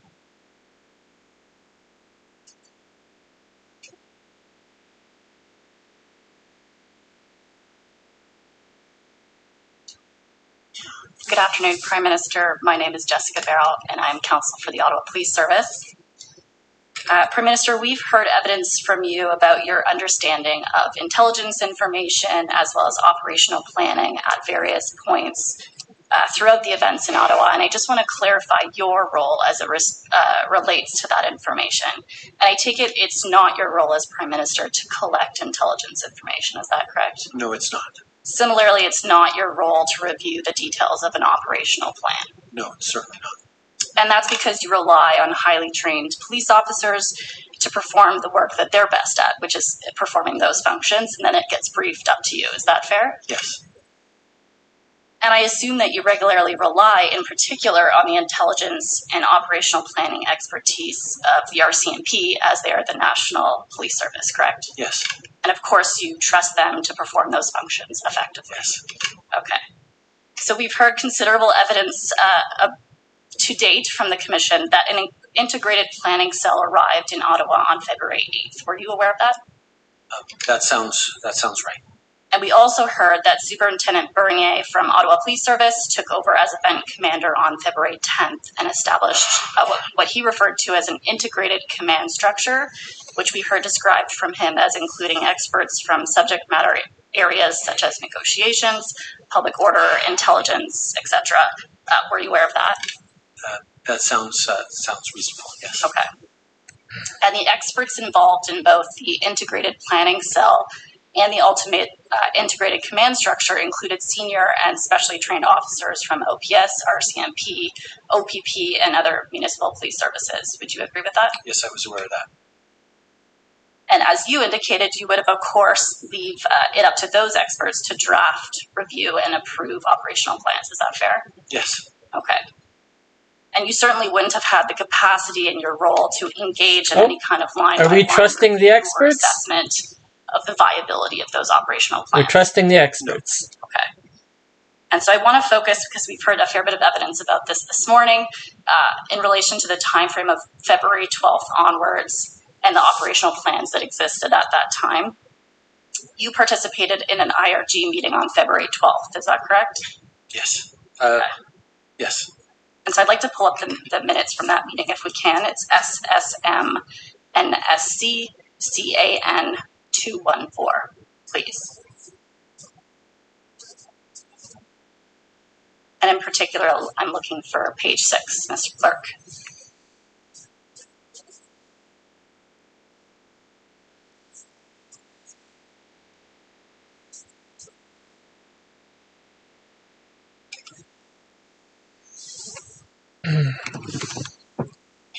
So we see in the second paragraph. This is a update from the Minister of Public Safety, and we see the last sentence of that. During the discussion, confirmation was obtained that the OPS Chief of Police accepted the plan and the Commissioner of the RCMP agreed to be able to provide additional details of that plan at the next call. Do you recall that? I'm looking at the sentence before where it says there appears to be a lack of a plan in Ottawa, with the Chief of Ottawa Police Services having yet to approve the plan developed with the RCMP and OPP.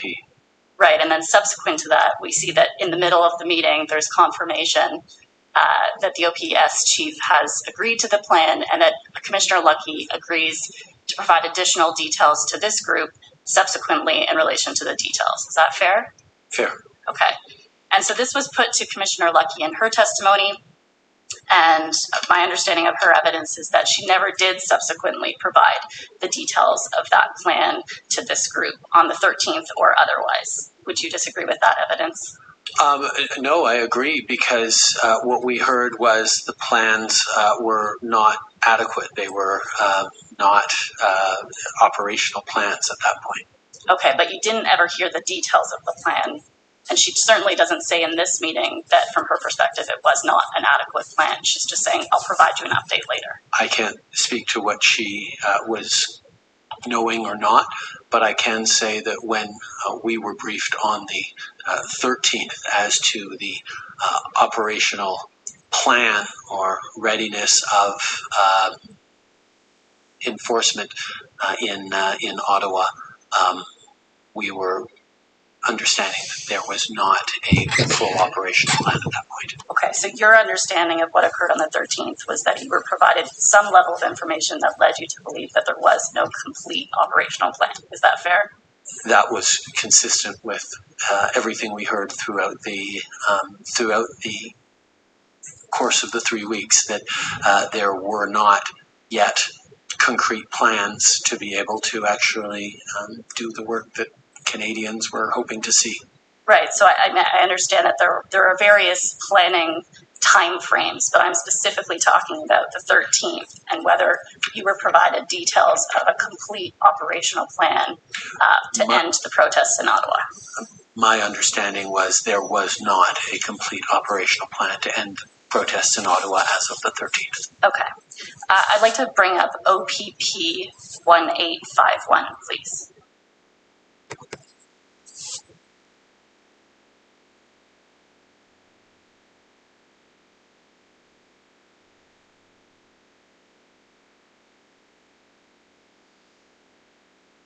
Okay, so let's just start with the title page. This is called Integrated Mobilization Operational Plan. And if we could scroll down to page 2, you can see at the top that the plan was written by the Integrated Planning Cell that has multiple services listed there. It's dated the 13th. And we see that there's sign off here from Superintendent Phil Liu of the RCMP, Chief Superintendent Carson Party of the OPP, and Acting Superintendent Rob Bernier of the Ottawa Police Service. You see that? Okay, and so I just want to, if you look at the bottom of this the screenshot here, you can see that this is a 73-page document. You see that? Okay. Okay, and so obviously we don't have time, unfortunately, to fully digest this entire document. But is it fair to say that prior to the police operation on February 18th to 20th, as well as prior to the invocation of the Emergencies Act, you had never seen this document? No. Okay. Sorry, no, yes, it is fair to say that, okay. No, I had never seen it. Thank you for that clarification. And so you suggested multiple times in your evidence this morning that to your knowledge, the operational plan that existed at the time of February 13th was by no means an actual plan to actually end the protests in Ottawa. Is that a fair representation of your evidence? That was my understanding, yes. Okay. And you also testified that it was not a plan that you or the RCMP had confidence in. Is that correct? At least that was your understanding. If there wasn't a plan, then we probably didn't have confidence in it. Fair enough. But as you can see here, there is a 73-page document dated February 13th that a senior member of the RCMP has signed off on. Yes. Okay. So if we just scroll down as I said, we don't have time to review the entire document, but we do have a table of contents here. And so I just want to go through a few components of the parts, or component parts of the overall plan so that you understand kind of the general scope of it. And so if we scroll down a little bit, we see there's a deployment plan, right? A reference to a deployment plan. Sorry, the entire deployment plan is on page 13. Yes, so I'm just trying to understand the scope of the plan. Since I only have 10 minutes, we can't actually digest the entirety of the plan. So you can see that there's some content in relation to deployment plan. Sorry, is this a table of contents? Yes. So the entire deployment plan fits onto one page? Well, a description of the deployment plan is okay. And then we see a reference to investigative plan.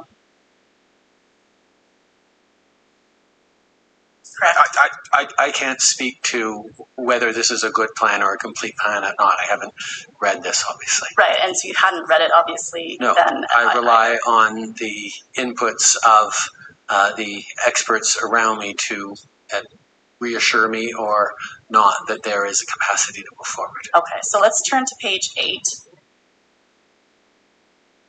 And we see the objectives listed, if you could scroll down. And it says to facilitate a resolution through de-escalation, graduated, measurable, and multi-phase response while ensuring the safety of participants, citizen, and members of participating agencies, and return the City of Ottawa to a state of normality. And so you referenced earlier in relation to the plan that from your understanding, all it was to continue the negotiations essentially that were already taking place, correct? Listen, I am hesitant to speak to fragments, but I don't know that objective 1 looks like the enforcement action that actually happened later that week. Okay, well, I can if they talk about a de-escalation, graduated, measurable, and multi-phased response, sounds like something that would take longer than the 24 to 48 hours that the enforcement action actually took on Friday and Saturday. But I'm no expert on this, so my lawyers are probably glaring at me for opining on this too much. Fair enough. Well, I can tell you that the experts on the plan have testified, and they have testified that this was the plan that they were acting on the weekend of February 18th when they completed the POU operation. Would you have any reason to disagree with that? I think evaluating various testimonies is the job of the commissioner. Fair enough. Okay. And I just want to pull up. You're pretty close. Well, not pretty close. You're over the end. So if you can try and wrap it up, please. Yeah. And so to circle back to the comments you provided in relation to the readiness of police plans as of the 13th, I take it you would agree with me that perhaps there was a little bit more substance to the plans than you were aware of on the 13th. I am unable to speak to that. Okay. And we've heard evidence that the Ottawa Police were required to acquire approximately 2,200 additional police officers from across the country to support this plan and to successfully complete the POU operation that occurred on the weekend of February 18th. Would you have any reason to disagree with that? I wasn't aware of, I wasn't following that presentation of evidence, so I can't comment on that. Fair enough. And you may have heard, or not, that this was the largest POU operation in Canadian history. That I was aware of. Okay, thank you very much for your time. Those are my questions. Okay, well, thank you. This is a little early, 2 minutes early. We don't normally give an hour and 2 minutes for lunch, but I think today we will as a special occasion. Thank you for your generosity. So we'll come back at 2 o'clock. The commission is in recess until 2 o'clock. La commission est levée jusqu'à 14 heures.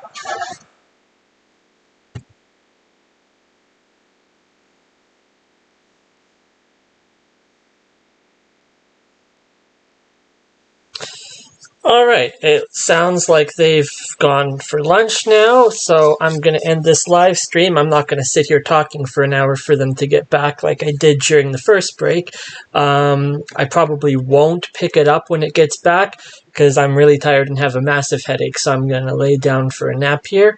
But thank you for everyone that tuned in to watch this. If you want to continue watching it when they come back, check out Rebel News. I think they're doing a full live stream of it the entire day on Rebel News as well. I will link the website in the pinned comment below for the live stream, so you can pick that up in about an hour and a half from now for the rest of the day.